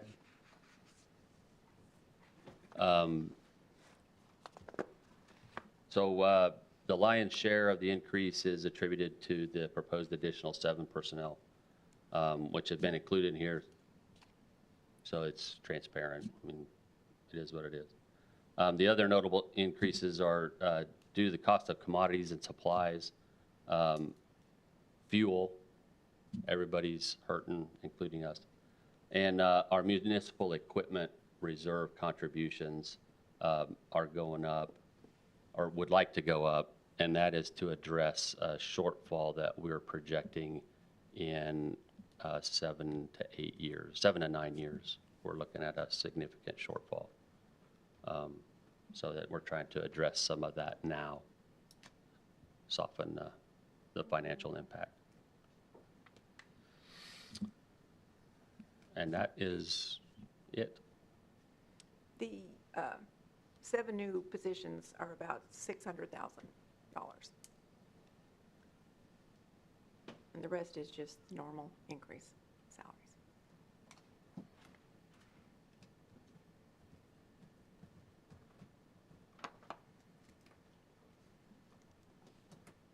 I think it's interesting, and you've said this before, and you and I have had a personal discussion about it, and I remember it every year we talk about these, is just how many calls we run that are Medicaid related, and then how low Medicaid pays, and there's not an option for billing more. We pay what they give us, and the difference between that and what would be like private pay or insurance pay is significant.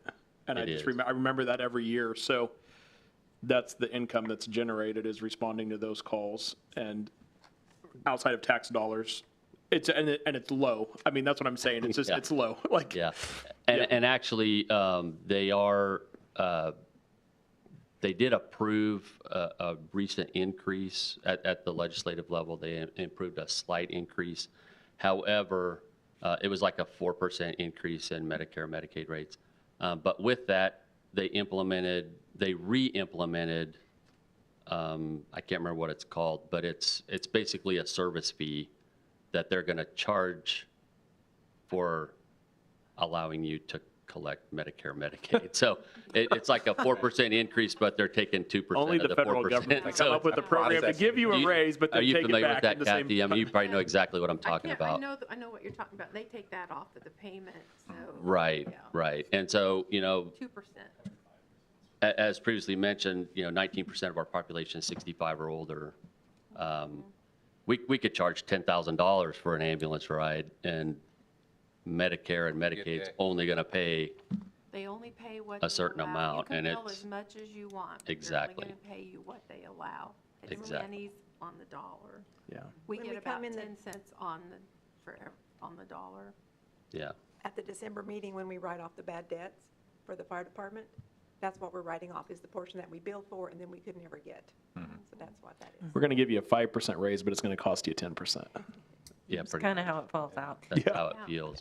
Also of note, please also recall, besides just the City of Newton funding of the department, the county does levy 6 mills on behalf of, I believe, the entire county for all of the agencies, and then that gets dispersed to not just us, but all of the agencies. And that is a statutory allowance, and 6 is as high as they can go by statute. They could elect to do more sometime, I believe, if we had an interlocal agreement in place or there was a statutory change. But right now, our partners at the county are levying the full amount allowed by statute. And also North Newton, we have a contract with them for we do their fire EMS response, and that's about $380,000-ish Yeah, right dollars a year, 390 somewhere in there. Right. So, Then we get another 500,000 for the rural fire service. yep, and we have rural fire service. So please keep in mind that these are huge numbers, but again, not all of this necessarily directly comes just from Newton's funds. With call volume, does revenue go up proportionately No. to that? Okay. That would be nice. I thought Sorry. I asked. That's a great question. It's worth a shot. And actually, we started running those numbers as well, and I do have those, but they're back at the office. Because I was wondering the same thing. Well, if our call volume's going up, but actually our billable amounts actually went down. We're running more calls, but as I can't remember who it was, Rich noticed that it was more fire calls. And yes, there are more fire calls, and that's part of the contractual agreement that we have with folks. So we're not billing But those can for be those things. renegotiated, can they not? It's actually at the state level that it's maxed at 6 mills. But I'm talking about the North Newton and the rural. Well, the rule is through the townships, and that's part of the legislative agreement, the statutory requirement there. The North Newton is a formula that's been around for many, many years. But that formula may have to go up with the cost of everything else. I mean, inflation is not static, just. Yeah, and it's based off of assessed value, is that right, Donna? Of There's a little formula we do every year to bill them, but it's all Based off assessed North valuation. Newton's assessed valuation, so as that goes As- up, to your point, and then it's like, and then an additional 10%, and I think that 10% was kind of, I think it was, again, long before our time, Mr. Torline created this formula, and I think he created it while he was still in Newton, before he went to North Newton, so it's been around the block for a bit. But that 10% is also supposed to help make up for those nonprofit properties like Bethel Kidron and the college, those kind of things. And so, because they do make a pilot, which is payment in lieu of taxes, those nonprofits do, but it's a fraction of what their assessed valuation would be. I think it's worth revisiting. We can always have that I can also conversation. bring what the formula is, so it does, if it does increase with the valuation, it is going up each year. But if it isn't Enough. keeping pace, Yes, then I'll bring that, what we. And a lot have of the today. expansion in North Newton right now is happening on those nonprofit properties, significantly. exactly.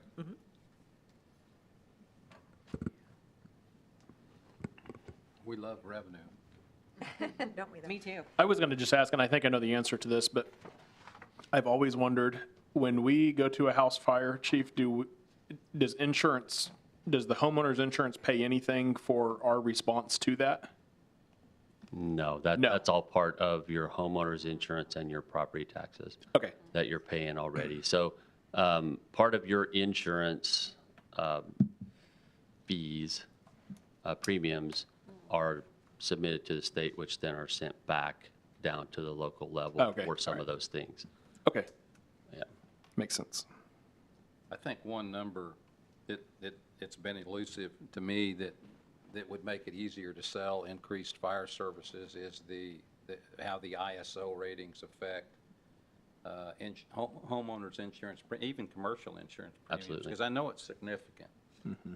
You know, my insurance here is a lot lower than it was when on the same value of house in Ulysses, because there's no way they could staff a fire department to the extent, and ours was all volunteer too. So I mean, literally, you know, response time, if they were eating lunch somewhere, they had to leave lunch, go to the fire department, and then deploy to the fire. So their response times were 15 minutes instead of, ours averages under 5 minutes, doesn't it? Correct. Yeah. So if there was any way we could figure out what that number was and compare it to, I mean, if we don't stay up with what we should to maintain the rating that we have, then what's that going to cost a homeowner? Yeah, and that's a very elusive thing. I've made multiple inquiries, and it's like Duke and the Bush's baked beans commercial. Nobody really knows the secret recipe. Not even our ISO representative. And I mean, while ISO is obviously an important thing, I think the bigger thing that I would like to emphasize is the effective response times. It's a big That deal. we're going to do the best that we can do when we get there. And our commitment to our citizens should be, we're going to get there as soon as we can, as safely as we can. Yeah. And have an effective response force, numbers of people, the right apparatus, coming in an appropriate amount of time. And our biggest hurdle with that right now is our station locations and our good friends, Burlington, Northern Santa Fe. They make that difficult to accomplish a lot of times. Yeah. I appreciate how you said our good friends. They are our Like good that. friends. Yeah, we wouldn't be here if it wasn't for them. Any other questions? Thank you. I do have a short one that I can go through, and then we'll have our break. Would that be okay with you? Can you take one more? Do it. Okay. I know it's short because it's finance. And I can make it short. Okay.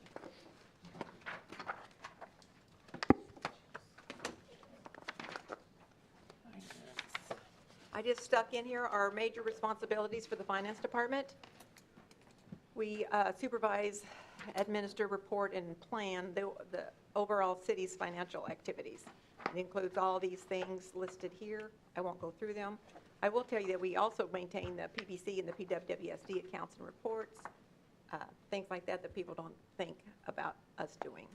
Plus, we have the utility billing department. Our major challenges that we have went through last year and this year, we have implemented several software upgrades going from Encode 9 to Encode 10. We did all of our general ledger, our accounts receivable, our accounts payable, and we're into utility billing. And then at the same time, we also did implement a new software for payroll and HR as well. So it has been a horrendous year, let me tell you. These are the worst conversions that I've ever sat through. They threatened mutiny several times. But some of the good things, ADP, that we were already using ADP, had been for many years, but we did away with our HR AMS software and merge that to ADP. So we were able to get it all in one system, which is more efficient. It talks to each other better now. And we were able to do away, I mean, it cost us more to go to that system, but we were able to do away with the other one. So there was some economies of scale to be had. And it's all mobile? And it's all mobile. And the other thing to note about Encode is that, remember, that runs all the city's stuff, everything we do, whether it's permitting and licensing and utility billing. And so we are able to, we're still kind of merging into that, but we are able to do more online billing options now that customers have been asking us for years. Even in Suzanne's divisions, when we have people who want to do building permits and things like that, we were still a hard copy paper most of the time. So this is a huge benefit to our customers overall as well. And we can do e-statements for UB and everything that people want. They can text their payments in. We're just slowly getting all this We're rolling it out. cool stuff, but it's taking a while. I still write the check. That's okay. To each their own. We will still take your check method. That's right. We can do it all. We also are going to be facing the GASB 87 implementation for leases. We used to have two kinds of leases, capital and operating, and the capital was the only ones that really needed to be on your statement of net assets. Now they want it all. People have kind of tried to get around that by making it an operating lease, so they're trying to get everybody together, and now every lease has to be valued and calculated and put on your statement of net assets, and annually journal entries on all of it and stuff. So we've made another business of software who want to handle these leases for us. And we're talking with our auditors and how to implement this, because we do have a lot of leases, and it's the lessee and the lessor portion. So all the airport leases that we have that to contend with now. All the IT subscriptions, that all has to be put in there. Yeah, now. like down to copier leases Yeah, and our it's- postage machines and It's gonna be everything. We're looking at, I have put extra in my budget for this. We're looking at up to $5,000 a year for implementing this, but we also have one that will handle our debt management at the same time. Right now, we have like 4 or 5 different humongous spreadsheets that we have to do all this for the auditors and for ourselves. And plus, it'll help me be able to run more contingencies, what if, for you on debt service plans and stuff like that. So it might be a good thing come out of it, but it's going to be a heck of a lot of work. But that's some of the things we're doing right now. Once it's rolled out, it'll just be maintenance after that. But it's Right. going to be It's going to be a big deal. a big deal to get it done. And we also assist the other, because we're tied into everything, we assist other departments with their implementations of software as well. Dreaded Gatsby. This is The just dreaded Gatsby. Make sure it has be. this is how we're all split up. Nothing is 100% in finance. This is kind of the old one. I wanted to show you that, remember, in '22, we took everybody who was in general. We used to have 10% in fire and police. Now, all that is in finance. We did move that over. Do you remember us doing that? Just like we did with admin. I mean, we tried to do that for everybody in the general fund. In the make it general more fund, if you're in the fair. general fund, why break it out between fire, police, and all this other stuff that we help them all, but we're in general. And it was making fire and police look a lot worse than they actually were. So we moved it over. This is the old one. I just wanted to show that so you remember. We're still in all the utilities broken out like we were, but we're all under finance now. So that's going to be shown in the '22 budget. This is our personnel services. You see we did go up about $10,000, and that was just put in for the new software if we have to have it. And then our personnel services increased a bit. And that is short and sweet. Is there It any is. questions about finance? Thank you for all your hard work. I Why know you couldn't cover a you- little bit of everything. Why couldn't you rub off on all the other departments with how little your increase is? Well, I'm Yeah. we're Remember, gonna she's spread not out buying all over. fuel and commodities and supplies. So far, law has the lowest increase It's the power of percentage. the pen, Leroy. Hey, that was planned. Yeah. Probably gonna remain It's going to get worse till it gets better, yeah. Now we have time for about a 20-minute break. There's food, we have meat and cheese in there, and some fruit, if you'd like, and to get up and stand for a second. Okay. All right. Actually, community development has the lowest percentage of an increase so far. So, Because they went down, didn't they? yeah. Yeah. No, they didn't go down, but they kept it at 1,500. so. It's super low. But they played a shell game and threw half of it over to admin.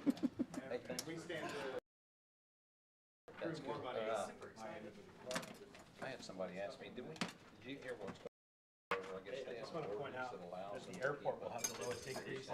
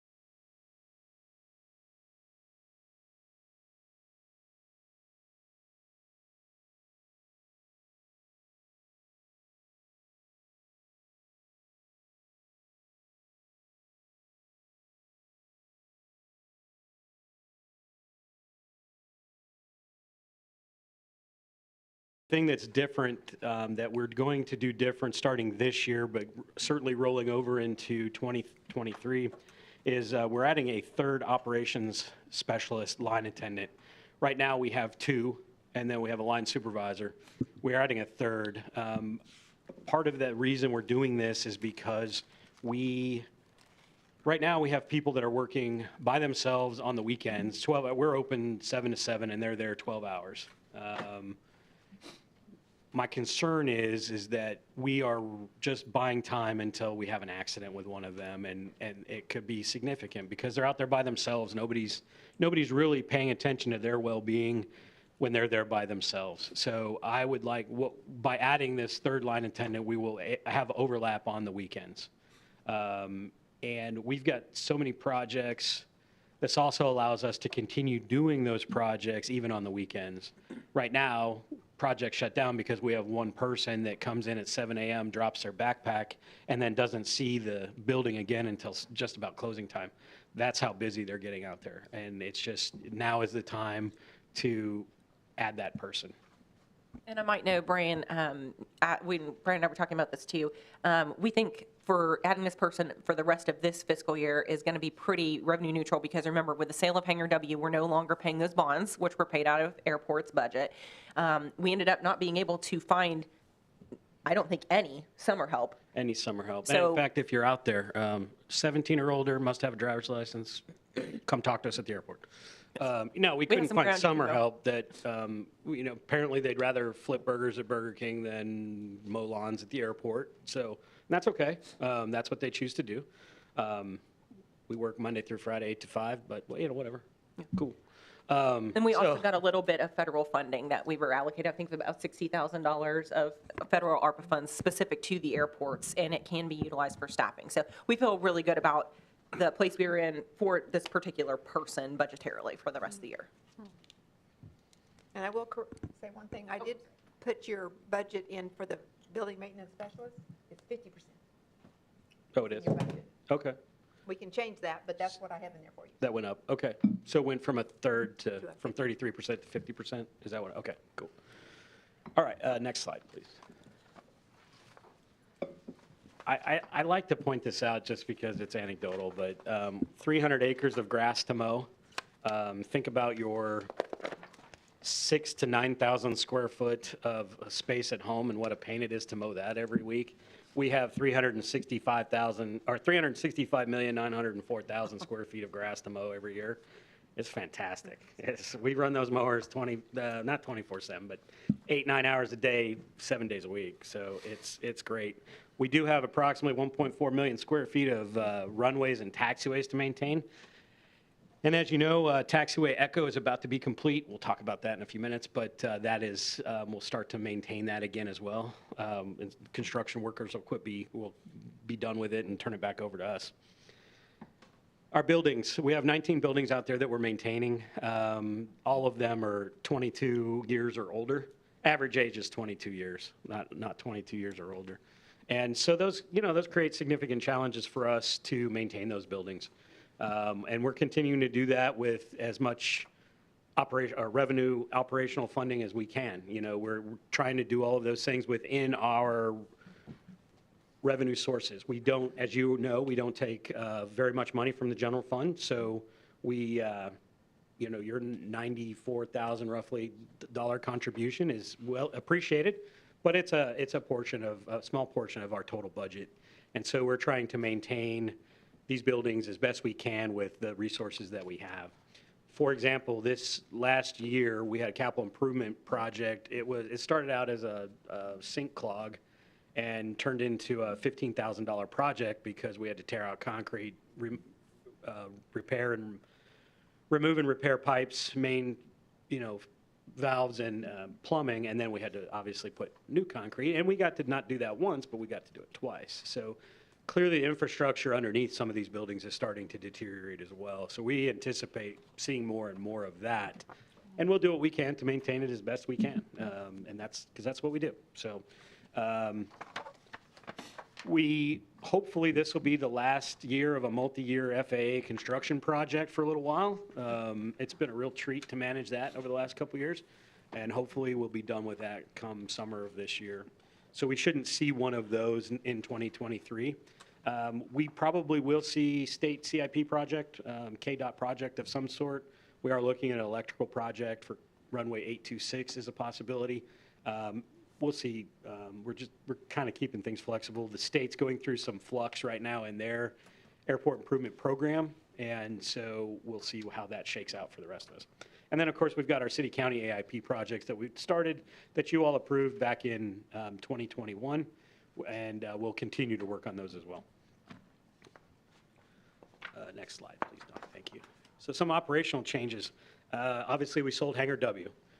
What that means for us is a couple things. A, we no longer have to maintain it, which is good, because that building's about 6 years old now. Things are going to start falling apart, and we'll let somebody else take care of that for themselves. We will continue to move their snow. We will continue to mow their grass, but otherwise, they're on a ground lease with us, and we're no longer having to worry about the building itself. Taxiway Echo project, God willing, and the creek don't rise, the project will be done in June. They're just about done. We reopened our runway Tuesday, and from a 30-day shutdown, and they should be done with final markings mid-June. They have to come out, that concrete has to sit for about 30 days before they can come out and put final markings on it, but they will do that come mid-June. And then we should be done. We will be able to go have a ribbon cutting or something. We will do something fun to commemorate the moment when all of the construction workers leave the airport. So, Bottle of champagne on the side of the.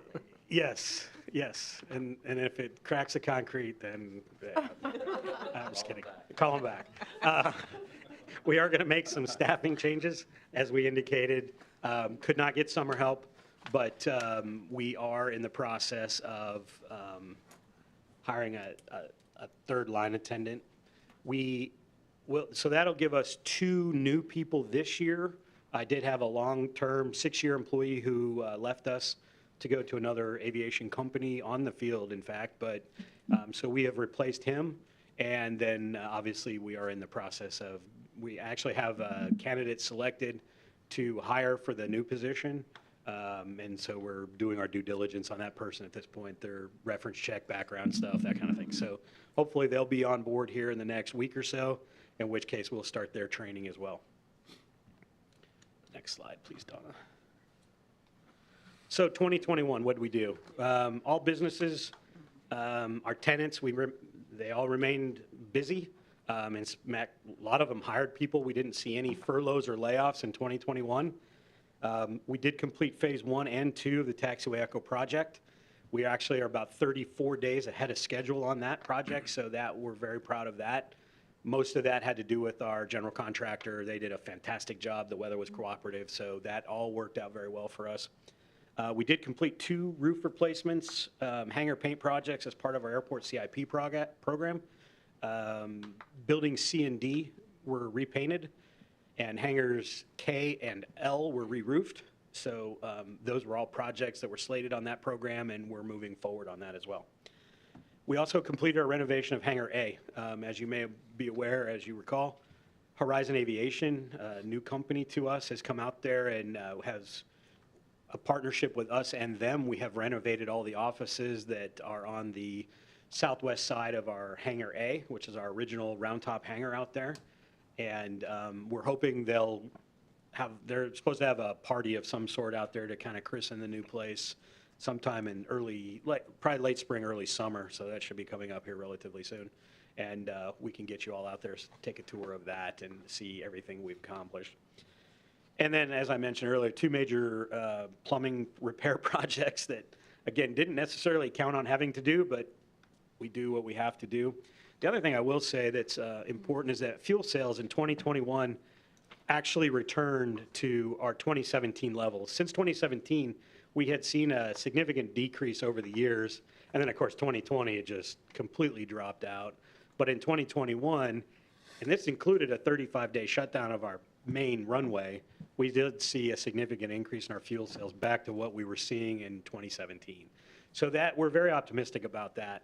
Unfortunately, the other problem is the flip side of that now is that fuel prices have gone up, and we'll probably still see an uptick in our jet traffic, but we may see a decrease in our general aviation, as I like to say, fun flying traffic, because, they buy fuel out of their discretionary income. And as fuel prices are going up, they're going to have to make sacrifices in what they can do.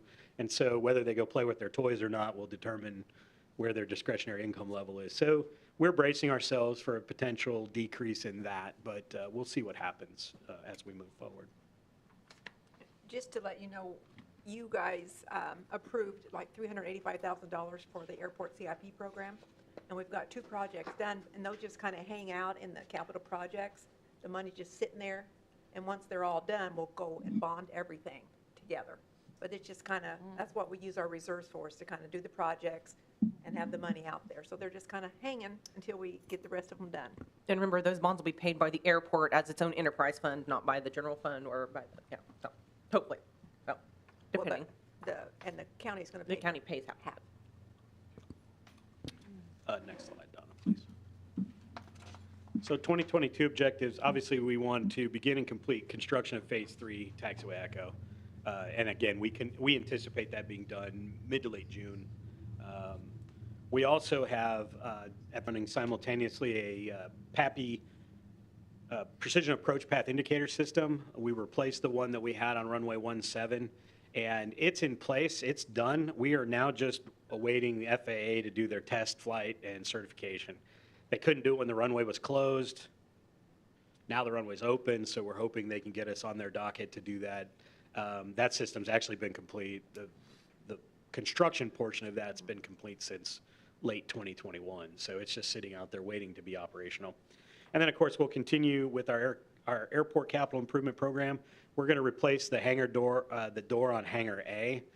I'm not typically one that likes to take care of ourselves before we take care of our tenants, but in this case, this door is becoming a hazard. It's going to become a safety hazard for my people and all of us. So we're getting ready to put out an RFP to get this door built. It'll be a significant process. It's $145,000 to $190,000 construction project. So we will start pursuing that. And again, that was identified in our capital improvement program that we laid out back in 2021. Next slide, please, Donna. All right, so what are we going to do in 2023? We are going to continue with the airport CIP program. We'll keep moving forward. We have other projects that have been identified. We also are seeing some real interest in some of our green space, and we're hoping to take advantage of some economic development opportunities specifically at the airport. We have had some inquiries. We have had even to the point where I know that a prospect is working with Zach and his group as well as EDC on leasing out the space for construction of a new hangar company operation type situation. So we're hopeful that that will continue to move forward in 2023 so we can continue to do that. Some of the things we have identified as projects that we're going to need to do, we're going to need to look at a main terminal ramp rehab program. Our main terminal ramp, it's in okay shape. It's probably getting near time that we need to take a significant look at that too. And I think what we will see here coming out this year is the pavement improvement plan or the pavement improvement inspections that the state does every couple of years. And that inspection will come out and it will show that there is some need for improvement on that pavement. So we'll look at that. We also have our business ramps.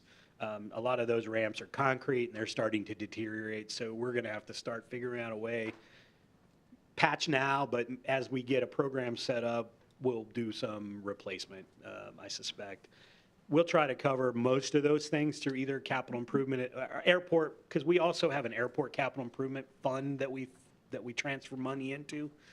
We'll try to manage a lot of that through those programs, and obviously our partnerships with the city maintenance, street department, those are very valuable for us because we utilize their expertise in the areas of concrete and asphalt to help us expedite those processes.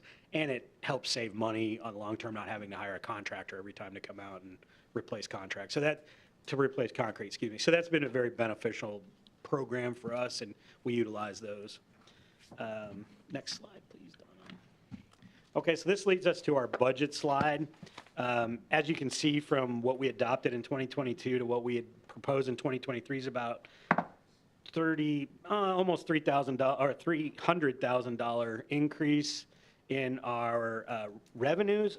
But then I will draw you down. There's almost a correlating $300,000 increase in our expenditures. Most of that is directly related to fuel. The purchase of jet fuel, the purchase of aviation fuel is directly related to all of that for the most part. And the nice thing about it is if we don't sell it, we won't buy it. So, that will cut into our revenues a little bit, but obviously there's a correlated expenditure with that revenue. So the other portion of it is the additional personnel. We're seeing the increase in personnel expenses.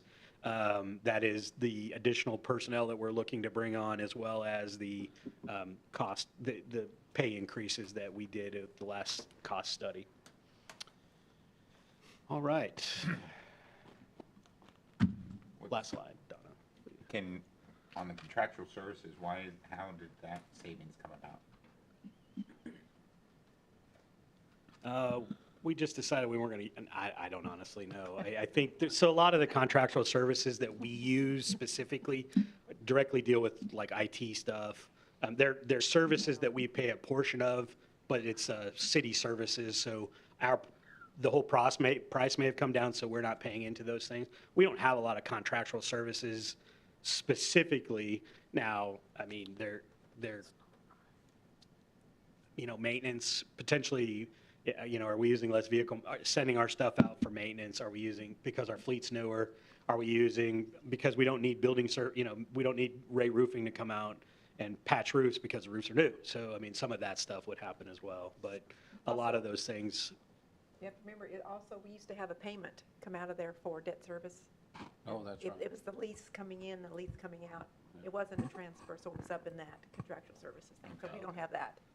So there you go. That saved us $100,000 a year. That's probably the biggest one. I'd rather have a justification for it than an oversight. Right, So. right. Yeah, I agree.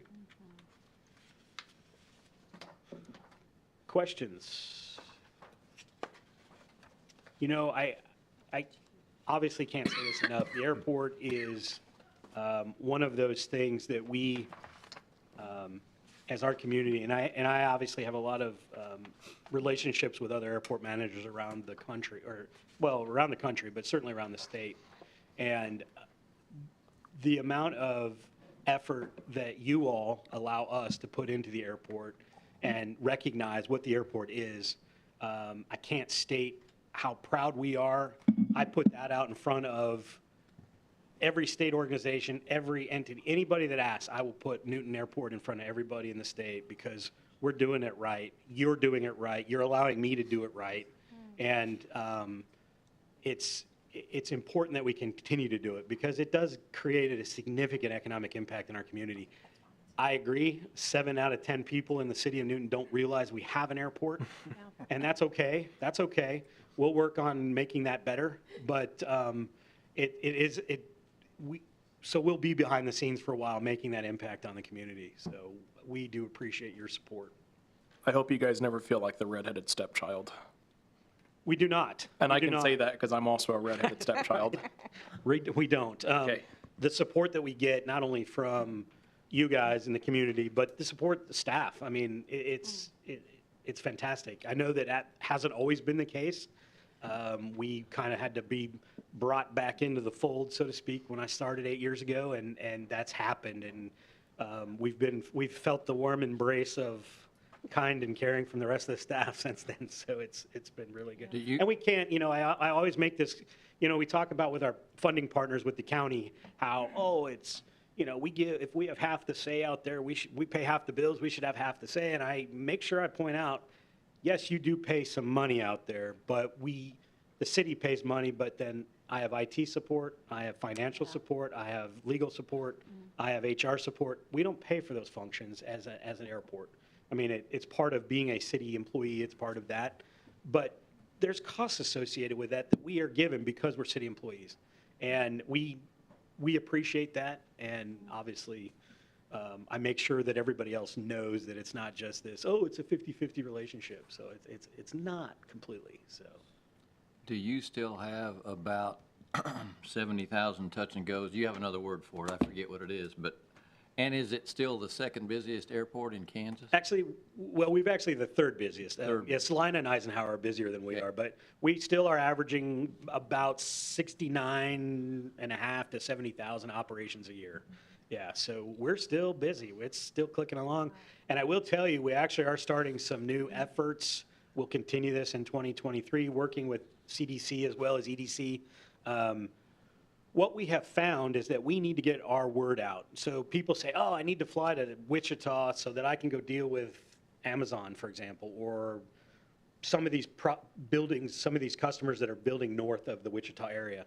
They don't realize that Newton Airport is actually closer than Eisenhower Jabbar is. So we're looking at some of the flight trafficking. We have a program that we use called Flight Aware, and we know where these planes are coming from, and we're reaching out to them to say, hey, I saw you flew into Jabara, but you're doing work at AGCO. Why don't you fly into Newton? They don't associate Newton Airport with Wichita. And so we're trying to get that word out. I know we do a lot to try and separate ourselves from Wichita, but in this case, on our behalf, we're trying to more associate ourselves with Wichita, just so that they understand that if we fly into Newton, you know, I'd love to have Jeff Bezos fly into Newton. Let's put his, 727 on the ramp. That'd be all right. We can support it. Why not do it? And, so it would be nice to have those things happen. And we are reaching out to other customers like Prime Air, just to see what their willingness to have operations in and out of Newton versus in and out of Jabara.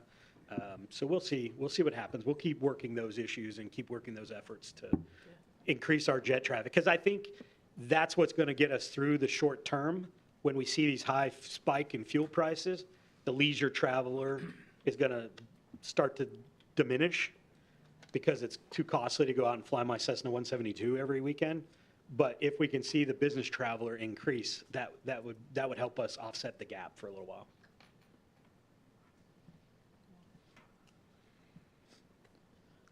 Okay. Any more questions? Okay. Thank you, Brian. Thank you all very much. While Donna's changing up the next presentation, I would also mention that I know we have talked about this multiple times, both with your counterparts at the county, and Brian and I have talked about this many times. But at some point, we would love to have maybe, we don't have to have an official work session, but we would like to do it at the airport and just take you around and tour everything so you can see what's changed, the new improvements, the new, maybe this opportunity to christen the new taxiway and the PAPI system would be a great time to do that. So. That would be good. Ready? Good morning, Commissioners. Good morning. I didn't have a microphone at my table, so I thought I'd come and stand in front of you today. You're always welcome to come stand in front of us. I appreciate that. Well, as everyone knows, the Meridian Center has struggled a little bit in recent years. I am happy to report and be able to stand in front of you today and say that as of the first quarter of this year, things feel as close to normal as I would say they have since probably early 2020. And that's a pretty good feeling. So with that, I'd like to start with an overview of our mission and recap some current successes that we've experienced year to date. Slide. You got it. Jumping ahead. So first and foremost, obviously, our responsibilities are to book events, generate revenue, control expense, generate bed tax, sales tax, et cetera, all of the trickle-down effect that we encourage people to come to Newton so that we can benefit from. Additionally, we like to promote Newton as a destination, increase the economic impact of travel and tourism, offer quality space for local events, even if that's not us, provide the best possible guest experience, be a great community partner to our industry partners within the community, achieve financial goals, and help make Newton a great place to work, play, and stay. So we do that by incorporating all Newton resources in our promotional efforts. We implement policies that benefit local vendors to let them come and do business, make it easier for them to come and do business with us, which, as you all have probably heard over the years, it hasn't always been the case. And we like to keep bookings and catering opportunities local, as I mentioned, even if that's not with us. So with that, slide, Donna. like to move on to some of the 22 successes so far. The Big Brothers, Big Sisters, Cooks and Corks Gala. I know some of you were there. This is the first time that event returns after a 2-year absence. The Kansas Sampler Foundation, We Can, I guess it's supposed to be We Can Conference, and that's how Marcy would say it, is returned after a 3-year absence. The Kansas Independent College Association returned this year after a 6-year absence. Hold on, I have to take a deep breath. Kansas Association for Infant and Early Childhood Health held their first event at the Meridian Center this year. The Bethel College Threshpea Awards Banquet was held last weekend. First time again at the Meridian Center. That is a fantastic, all of these are kind of amazing events. The Threshpeas, I was really impressed with that. The Association of Community Mental Health is holding their first event next week. And the Kansas Press Association held their first event ever at the end of last year. They were so impressed with the community and the experience that they had here that they booked 3 more events with us. Wow. So we're really excited about that. Hold that slide, Donna, please. So the reason these groups are also important, especially the association groups, is because the list of responsibilities I mentioned earlier, those groups check all the boxes. They do all those things, they help do all those things and contribute to the economy in a positive way. We have been working hard to try to grow that market, which was the hardest hit by the pandemic. So that's why I'm very excited to see that list and to continue to work with them. We've actually recently had opportunities where we've had to rehome a couple of events to make space for state and regional associations, specifically the Association of Community Mental Health coming in next week. One of the things that we've done that I've talked about in the past is we've done the direct mail campaign. And we've done a direct mail campaign as part of our Kemper Sports marketing plan for many years. What we changed up more recently is that we made that a community focus. So where that piece that went out to association meeting planners used to say, come hold your meeting at the Meridian Center and enjoy all of the amenities of our community. Now it says, come to Newton, enjoy our community, and we hope you do it at the Meridian Center. And we include brochures from our local amenities, as well as, thank you, a letter from our city manager asking them and inviting them to come and enjoy our community. And just changing the focus of that, I believe, has played a big role in our recent success. Although in 2019 was the first time we did it that way. I've told this story in 2020, the first quarter, we had booked more association events after sending that piece out than we had held the entire previous year. So it worked, and people wanted to come to Newton because they knew that our community cared about their events. And several of you have had the opportunity to stand in front of these groups, welcome them to Newton, and that's extremely important, and thank you so much for doing that.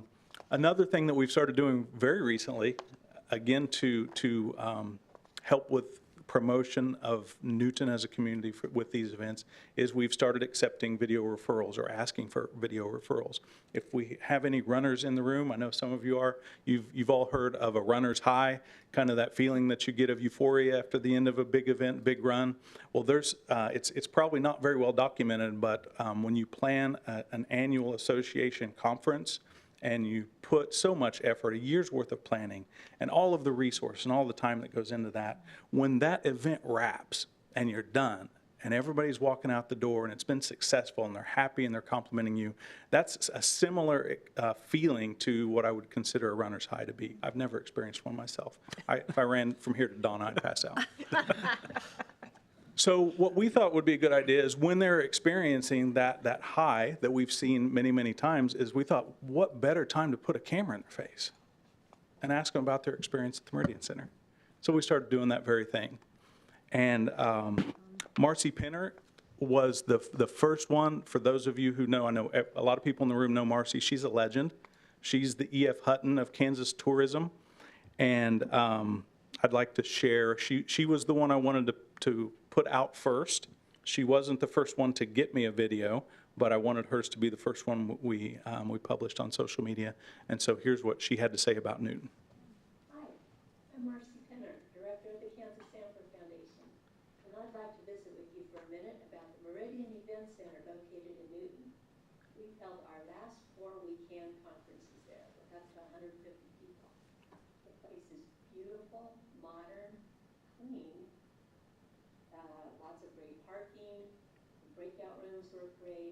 of bathrooms. Michael and his staff are so helpful, interested, flexible, and they're there for you with all those last-minute panic things that always come up. The food is great, and they're very accommodating for those who have dietary restrictions. We just love coming to the Meridian and to the city of Newton. So please give the Meridian every consideration for your next meeting or conference. You'll love it too. Wow, that was good. And another thing I'd like to mention, we love them so much because of what they do in the state for tourism, rural tourism specifically.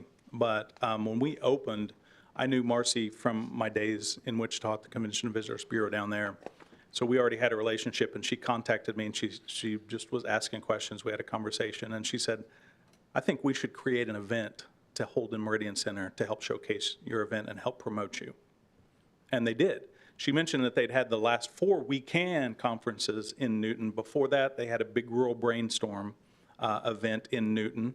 They had that event twice, and it grew so large, it was so successful that it exceeded our capacity. They outgrew us.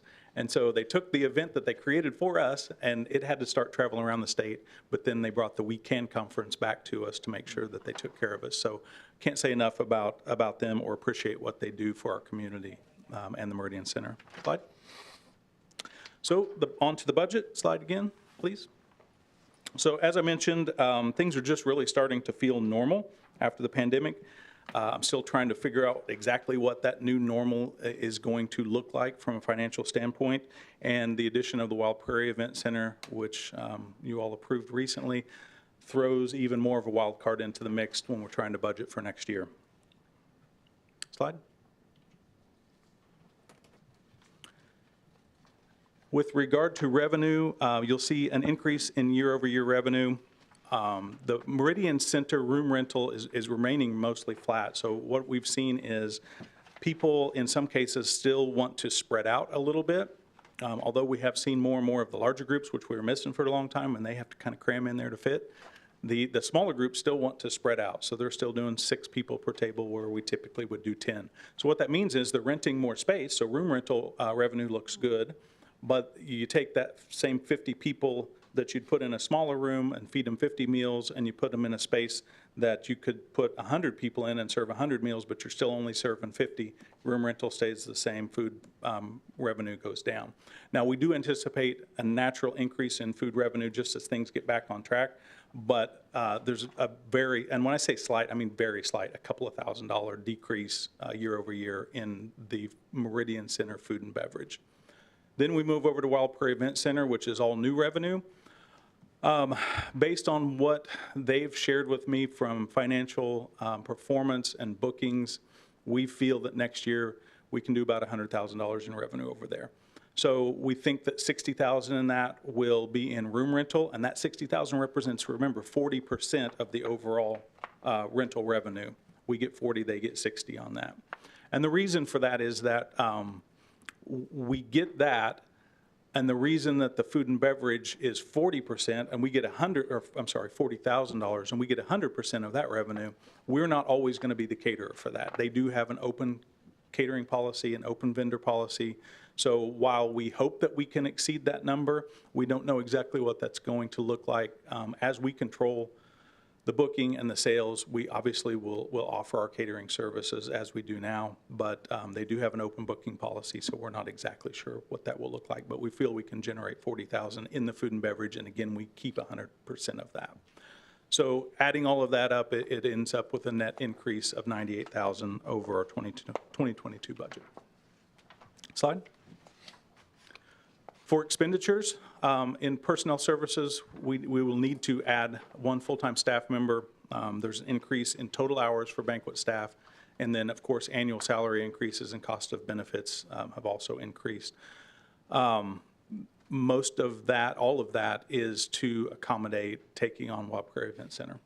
So right now, when we have a large event at the Meridian Center, it's all hands on deck, including myself, as you all have seen. When we get to a point, this year, we're trying to manage that, and we kind of have some workarounds that we put in place with the folks They can help out a little bit when these types of situations come up, so that hopefully we won't have to add that position now. But if things really start rocking and rolling at both venues, we may have to move that timeline up a little bit. But right now, if we have a large event at the Meridian Center, all hands on deck, and we have a booking at the Wild Prairie Event Center, we wouldn't have the staffing available to manage that on a long-term basis if we're doing that for a full year. Based on, again, based on what we have on the books right now, we feel like we can manage that. Next year, when we're really fully in control of the booking, we feel like we're going to need, well, to start, one more person. And that still puts a little bit of a challenge in the food and beverage area as far as chef is concerned. Chef Ruben cooks all of our food. We go back and assist him a lot. And the hope would be that full-time staff member, I can find somebody and recruit the right person that has the front of the house skill sets as well as the back of the house skill sets, so they can help out to start. But eventually, long-term, if everything goes according to plan, we would want to keep that full-time staff member as an operations person that could float and help in the kitchen. And then down the road, not in 2023, unless things go crazy, add another kitchen staff to help Chef Ruben. So of that increase, well, I'm sorry, I'm jumping down to the contractual services and the commodities and supplies. Those both modest increases, minor increases year over year. Back up to the personnel, I'm sorry. So of that increase, the total increase, about 50% of that is for the adding the new staff member, as well as increasing hours for not only current staff, but we still need to hire some part-time staff members once we get to full speed on bookings. Obviously, we're not going to hire them right now because we don't have the business to justify them. And then about the other 50% of that, as it mentions, is salary increases and cost of benefits go up. With regard to contractual services and commodities and supplies, those both have minor increases year over year, and that's primarily due to vendor price increases. There is really some minimal expense that goes in for Wild Prairie Event Center under both sections, but keep in mind, Wild Prairie Event Center, we have no cost of overhead. They pay their own revenue. They have their own FF&E, furniture, fixtures, and equipment. We're really just booking the event, staffing the event, so payroll obviously goes up. The rest of it, they have most of that, so it's just some minor expenses that we would need to operate over there. In addition to that, we have $30,000 budgeted in our municipal equipment reserve. Primarily, that goes into replacing some kitchen equipment, office equipment. My laptop has been replaced. Everybody else's laptop is about 4 years old, so those would all be replaced next year. And then the big hit there, $10,000, is budgeted to transition our alarm system from a third-party vendor. We use Simplex Grinnell, and we pay a fairly large just monitoring fee every year. And I believe the airport went through this process not long ago. We would like to sever that relationship with Simplex Grinnell. It does require installing a new panel and new system, new sensors, and then it would our alarms would go directly to local fire and EMS. Yeah. And so that's an initial investment. I budgeted $10,000. Last time I got a quote on that, which was pre-pandemic, it was about $7,900, right around $8,000. So I'm expecting that price has gone up since then, and I haven't budgeted it yet.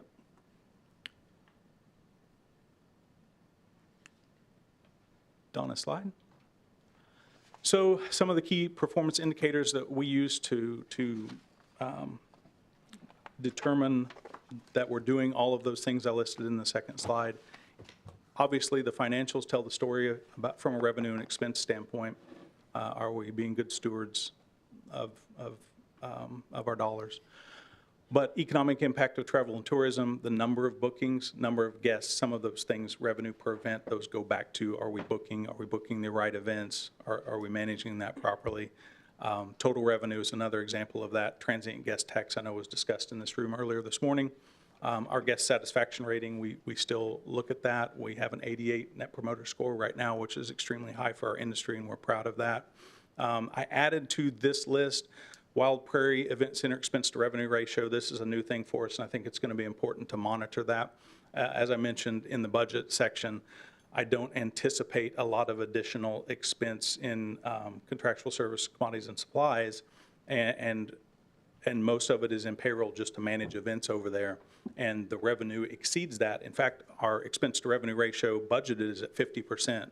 For those of you who run businesses, if that's 70 to 75%, you feel like you're doing pretty good. And so we feel that 50%, if we can achieve that, is a big win for us. But we will need to, and I wanted to add that to make sure that we're monitoring that, and we will monitor our expenses.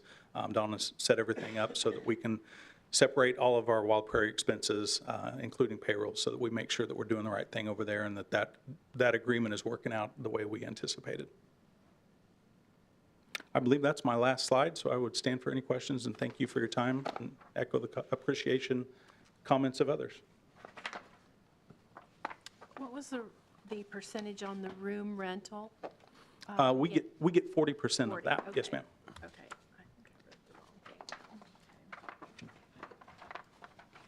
Hey, Michael, maybe you said, but what percentage of the rentals that you do have people that are or attendees to whatever it is that are going to be staying in a hotel? Do you have a feel for that?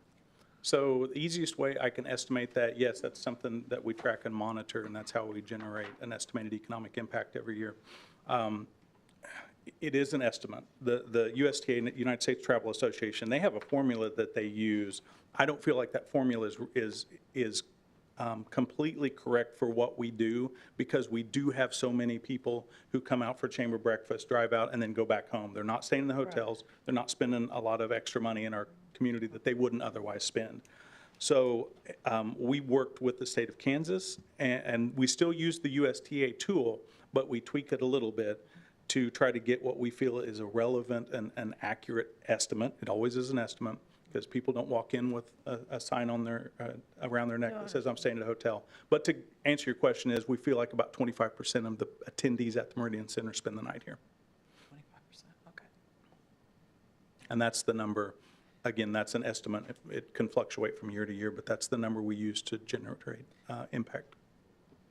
So the hotel situation maybe won't have as big an impact on you as... Oh, it absolutely does. Okay. We have, and I know it was discussed earlier, I didn't want to get too much into it, but we've lost events because they haven't been able to book hotels. We've had a lot of the association groups that we've dealt with.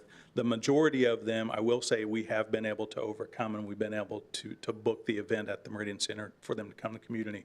But we have had some who have gone outside of the community for hotels. We have had comments, just being honest about some experiences maybe that could have been better.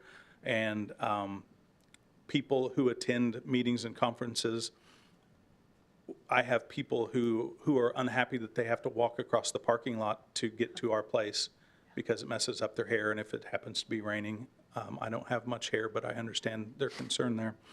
But once you start talking about moving people off-site and they're going even a quarter or a half a mile away, that's a barrier to book those events, and it is a challenge for us to overcome.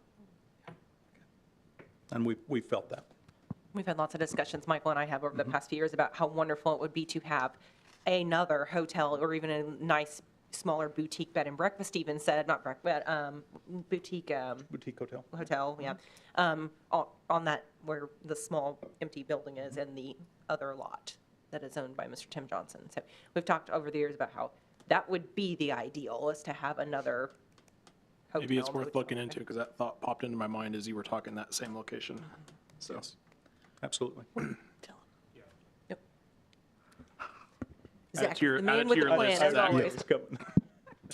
Yes, that location is being shopped and will be actively shopped at this retail conference. I'm also partnering with, I'm having had a meeting yesterday to discuss hotels and have another one scheduled for next week. So we're getting the word out and have an available list of properties where it could go. Also available land is south of Applebee's, and then we've kind of hopefully lit the fire with Occidental not that it would directly affect the Meridian Center, but it would help with our issue. I think Occidental's now talking with a couple hotel groups right now. So thanks to Michael for getting me the information, because it's helping to supplement and kind of sell the need that we have right now. So Thank you. And lastly, I just forgot to mention one thing. Wild Prairie Event Center, we are managing our first event over there next Saturday. So that, thank you for approving that, and we're jumping right in.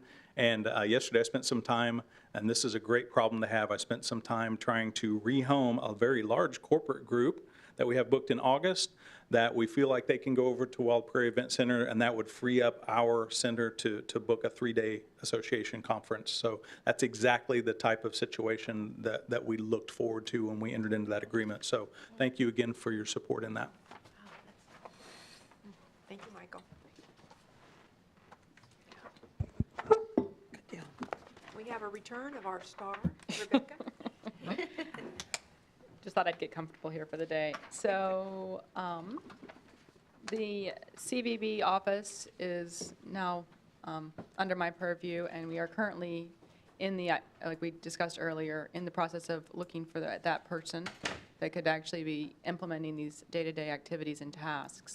As we noted earlier in the administration budget, that when we get through this a little bit further, what we are looking for is a 50% of their time being taken out of this, and the other portion that we left in the budget will be for the projects. So actually, I should have gotten us the slide that said that. The marketing portion of that role will be assisting with implementing that digital presence that we talked about, rolling out the Choose Newton logo, consolidated website. Currently, we do have that great placeholder website, but it isn't as dynamic or as robust as we would like it to eventually be.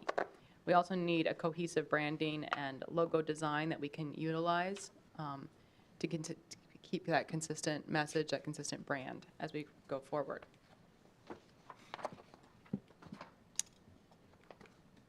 All right, so again, a little bit of different organization with the CVB coming underneath my purview and then new staffing members. So we're at a really big change point right now. So we're taking that to reevaluate what we've been doing, see what works, see what has a good return on our investment, see what we want to move forward. And again, making sure that any work plans that we put out align with the overall commission goals, the organizational goals, the community goals, and that we're all, again, working together better. So some of these are stuff we are still doing, but definitely things that we're very excited about. As you know, we will have a new visitor's guide. Our 2022 guide is already out, but we will be releasing the 2023 guide, hopefully by the end of June. We're a couple months behind with some of our transitions, but the visitor's guide is a great resource for us because it is completely revenue neutral to us. No money exchanges hands. It's a great partnership we have with the local paper. We are still planning our sesquicentennial events that being led up through this office. As you know, our June 4th event is going to be our big bash.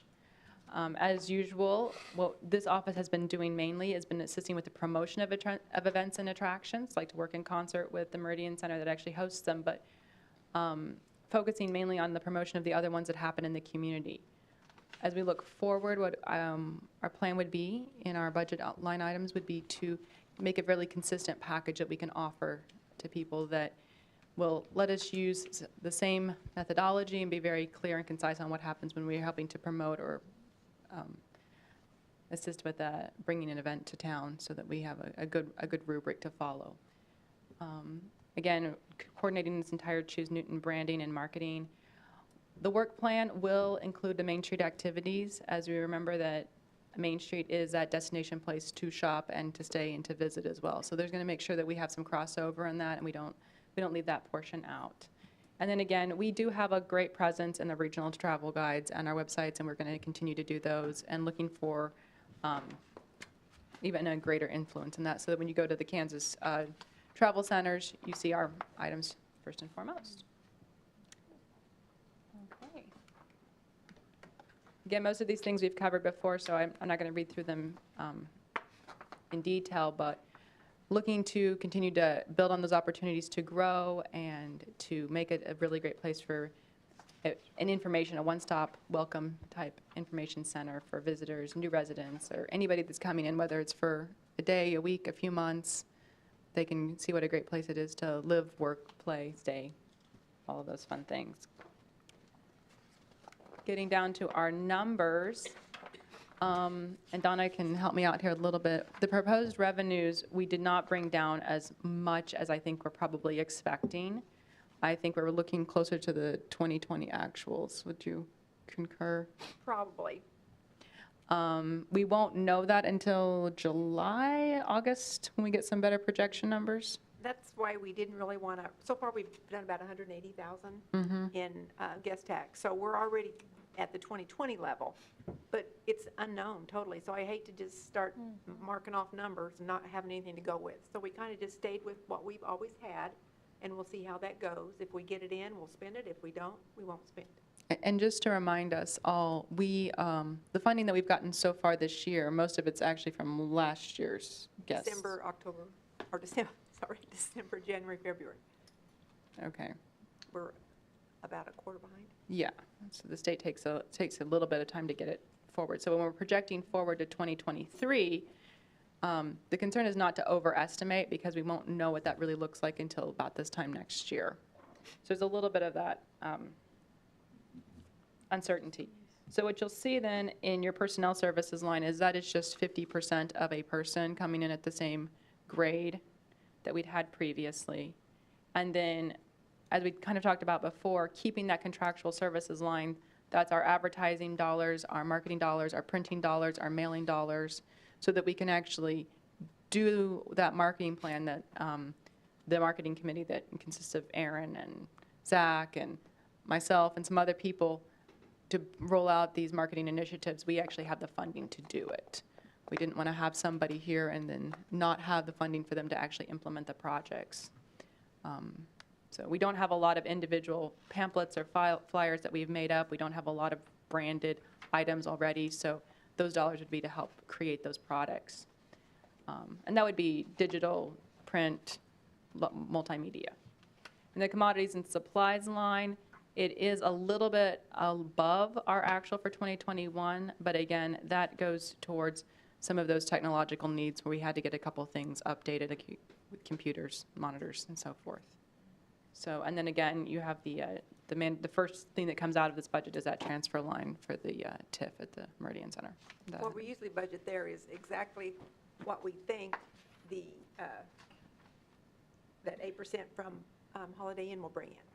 That amount goes directly to the TIF. So it depends on what we have there. But we do have a reserve we have built up, because their property tax also goes into the TIF payment. So we have some money there, so we can withstand a couple years of low guest tax if we have to. Open to any questions?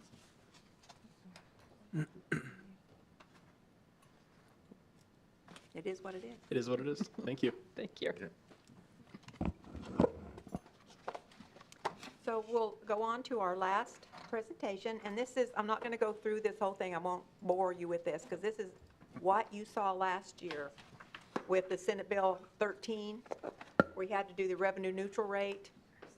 So I just put that back in with a little bit of updates to it. There has been a House Bill 2239 come through, I don't know if you read about it, where they've included changes to the R&R. And this is all we have right now to go by. They've established a complaint process for tax levies for the R&R. They have authorized the county clerk to limit the amount of ad valorem taxes that can be levied in certain circumstances. We don't know what those circumstances are. Established a deadline for budgets to be filed with the state. It requires roll call votes when we do the R&R procedures and publication of that information. But we don't know any of the details of this stuff. So we don't know how onerous this is going to be, or city-friendly, or citizen-friendly, or... Holding us to a higher standard than they're holding themselves to. Yeah. Right. Yeah, it's just making it worse and worse and worse. But I did kind of update this one slide, and this is all conjecture on my part. What I have done when I'm looking at the mill levy, for a year we wanted 3%, 3%, 2.5%, and then last year we all kind of were stunned with a 1% increase in our valuation. So what I did this year was I just went with 2% and upped the mill levy for that. as kind of just a placeholder. Hopefully, we will go higher than that, and hopefully it won't be lower than 2%. So I estimated the assessed valuation going up 2%, and I took that times our budgeted tax revenue for '22, and it would possibly, the county clerk says what our R&R rate will be. It will possibly be 61.277. Well, our mill levy for '22 was 62.535. So right there, we've lost $166,000 if we do not hold our hearing for going above the R&R and stuff like that. We don't get our valuation. So I just wanted you to remember that's why we go through that whole process. But we have to do this by July 20th. Well, we have to decide what we're going to do and get it to the county clerk by the 20th, because he has all this publication, and it's all in here. I've kind of told you, we have to notify the county clerk, hold a hearing. He gets to send out this notice that must include our intent, the date, time, and our proposed tax rate. So we have to have that all done in July.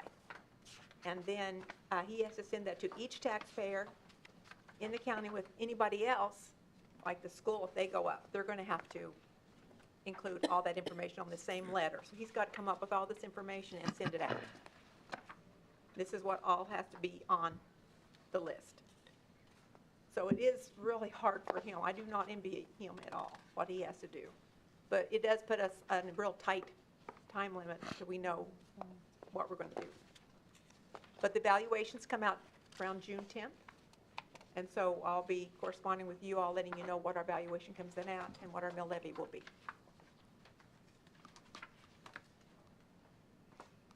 Are there any questions about that? Can't imagine it'd be lower than 2%. I bet it's closer to 5. I bet it is too. I'm hoping. Yeah. I've talked to him a little bit. Good. Yeah. Good. That makes me feel better. Next time, we can get out here a little early, but next time on the Thursday, we're going to go into all the utilities. Suzanne will be your star for the day. She'll go through all her side, and the golf course will be here. And then Kelly and I will go through bond and interest, the revenue, what we're projecting, our forecast, all that nitty-gritty will be at the next Thursday. But we wanted to show you everybody and how they are coming out this year. So we might be a little bit longer next Thursday. Okay. Is there any statutory authority to levy some type of a tax to hotels that have guests that stay longer than 30 days to make up for what we're missing? Yeah, Commissioner Kane and I had talked a little bit about that. I think maybe I mentioned it in passing earlier this morning. We do not believe there is at this time.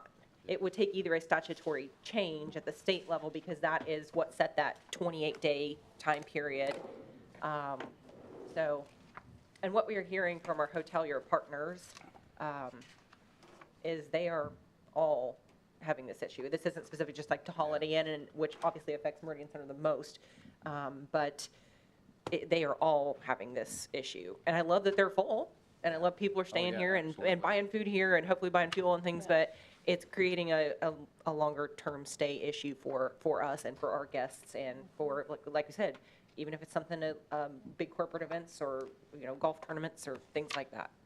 I have met with Representative Owens and talked to him about this problem, and he was shocked. I think we all were a little floored. We knew we were having issues getting people into rooms, and we were getting calls. I know Michael's taken quite a few calls. I've taken a few guests who are trying to even get 5 or 6 rooms for like a wedding and can't get like 5 or 6 rooms. Yeah. So it's interesting. So are there any other communities that are addressing the issue with hotels or something that, we would be caught building a hotel that then we might not need or something? I mean, we kind of have to be aware of how all the housing starts in the other communities that are going to solve this problem, because it isn't just a Newton problem, it's a regional problem. This is a much larger problem. And I don't think there's anything in the short term we can do, but I do think we can do long term. And, we need to be looking at this. This isn't going away. So, GAF comes, we're going to have the same thing. They're going to have migratory workers that stay here for the 3 years that it takes to construct their facility. Lou Robelli and whatever he's going to do and bring to town, he made mention, you know, on his buildings, it takes 10 months for the supplies to get here, 2 months for him to build the building. He was a little disappointed that the Park City Hotel had closed down due to the casino, because he's like, I literally book rooms for 2 months for my people. So I think that's going to be an ongoing struggle that we'll be facing. So that's why we need to break some ground. They're in that building, are they just redoing it? I think they're redoing it. Just sold, so they're redoing it now. But yeah. But yeah, we'll take the challenge. We're kind of in crisis mode now that we've kind of pulled the Band-Aid off and revealed that it was a little bit more of an issue than we thought. We thought we needed a Band-Aid. I think we need stitches. Right. Well, that's my concern is when in crisis, we sometimes make crisis decisions. Yeah, and we're not going to make crisis decisions. These are, I'm doing the long-term play. I'm not worried about the short term is just going to have to carry itself out. But yeah, we're in it together. So, but if the Holiday Inn Express can't take a wedding, then Michael may not be able to take a wedding. So we got to look at it from different angles. And before this came to be an issue, probably it was before COVID, we had multiple hotels that were looking at different locations here in Newton. And so we've kind of went back to them. Zach is kind of going to the hoteliers, and I've been going to the engineering firms that they were working with. And so we're trying to get everybody the information so they know. So I don't know that it would be, I don't think we're too worried about the fact that we might build a hotel that we don't need, because I think the need was shown there previous, and now it's just even bigger, and that may help them pull the trigger at this point. Yeah, I mean, the hospital needs one down on the south. Right. Oh, most definitely. I think Occidental will be the easy play, but that doesn't solve our Meridian Center issues, but we'll work on them too. We had one teed up there. But Yes, we did, but that's all right. We're teeing it back up. Thank you, we got the Starbucks after all, so hey. Yeah. Is there anything that you mentioned having a little more detail if we raise up a certain line item? Yeah. Is there anything else you would like to change in our next? You know, I think that, and not to pick on administration, but I think administration was the only one I was just kind of wondering about. It's one of the few that doesn't have a line item for generating revenue.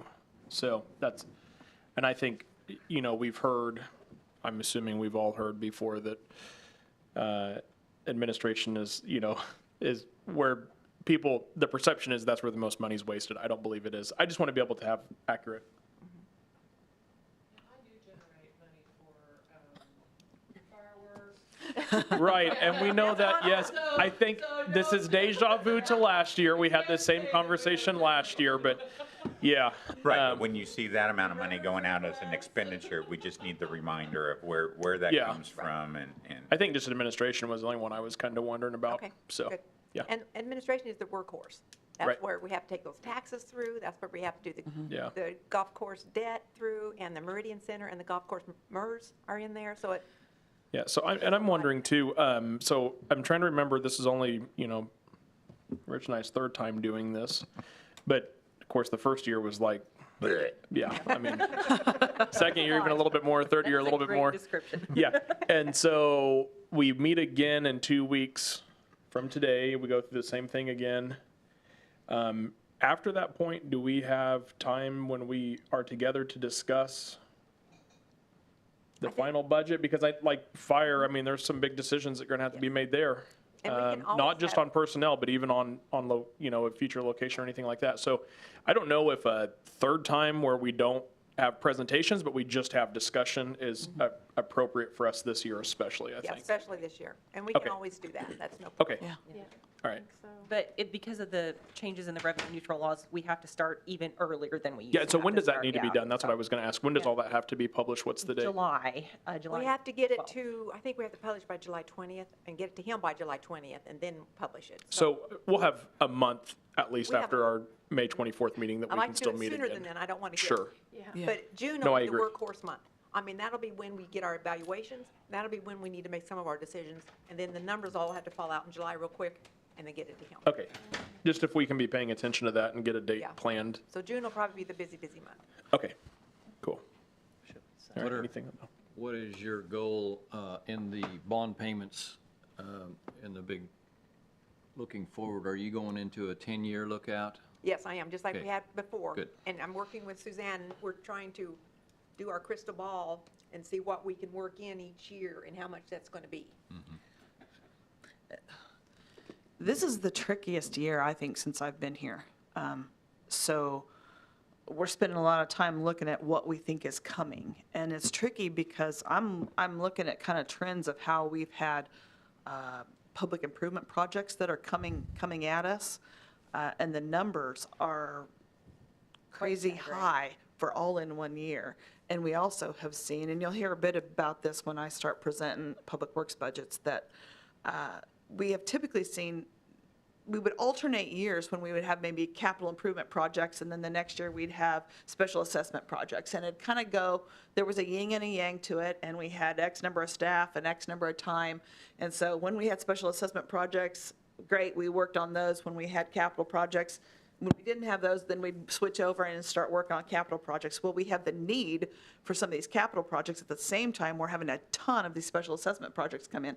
All of them have the funding issues that roll into that debt service account. And so trying to really predict what's coming, because we are not getting a lot of advance notice on things, and there's just a lot of stuff rolling at us. So And having the time to do it, just because we know this is coming, this is coming, this is coming, doesn't mean she and our staff have the time to do it in 1 year. So it's how we help, and it's, I don't know. yeah, we haven't seen, we don't have the final layout on all of the debt service item numbers, but We'll have our like I best said, shot. it's tricky. We'll give you our best guess at it and hope we're good. Best Well. educated guess. Yes, That's right. yes, absolutely. And I did pull numbers for, I know Rod had asked for numbers for the library the last time he was here, and I had some numbers from Baker Tilly, and it came in about $60,000 lower than what I had estimated it would be for the bond payment. So that helps a little bit, because the interest rates all came down. Yeah. So that'll all be worked in there too, what it might be. And it didn't, even when he put it up 100 basis points and stuff, it didn't go up high. Yeah. So we're okay where we are, so. Well, we can't forget that we're sitting in the presence of some of our greatest city leaders, so we appreciate all your hard work and everything. And we fully understand this is a tricky year. Yes. But we also, I think all five of us can speak that we have full faith and confidence, and we Yeah. back you all 100% in the work you do. Thank you. You're highly experienced and very insightful. Thank you. We do our best. I told you last year, if you recall, I want you to really level with us Oh, of course, we don't. this year. I mean. Nobody likes surprises. I assume, I Yes. don't like surprises. I assume you guys don't like surprises, and I do my best to warn you, especially when I know it's probably going to be.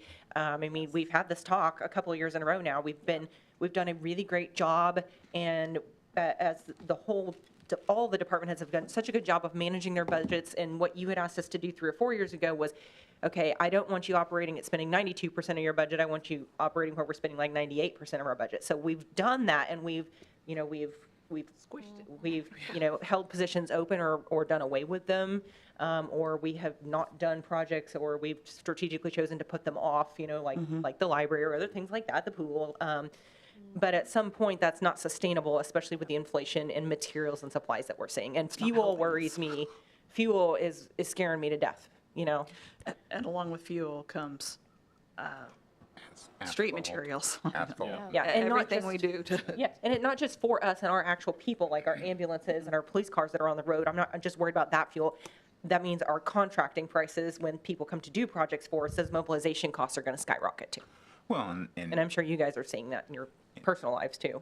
new housing starts have roads and Yes. culverts and all those improvements Yep. that we're going to have to bear the expense on the front end to It's a chicken and egg thing. It's kind of like predicting where we're going to need a new station. Is like, we know where those projects are coming and where the growth is, and we know historically looking back, like Chief showed you those heat maps, like where you could see where the calls are. So using that and trying to look forward, knowing when these projects are slated to start and come in.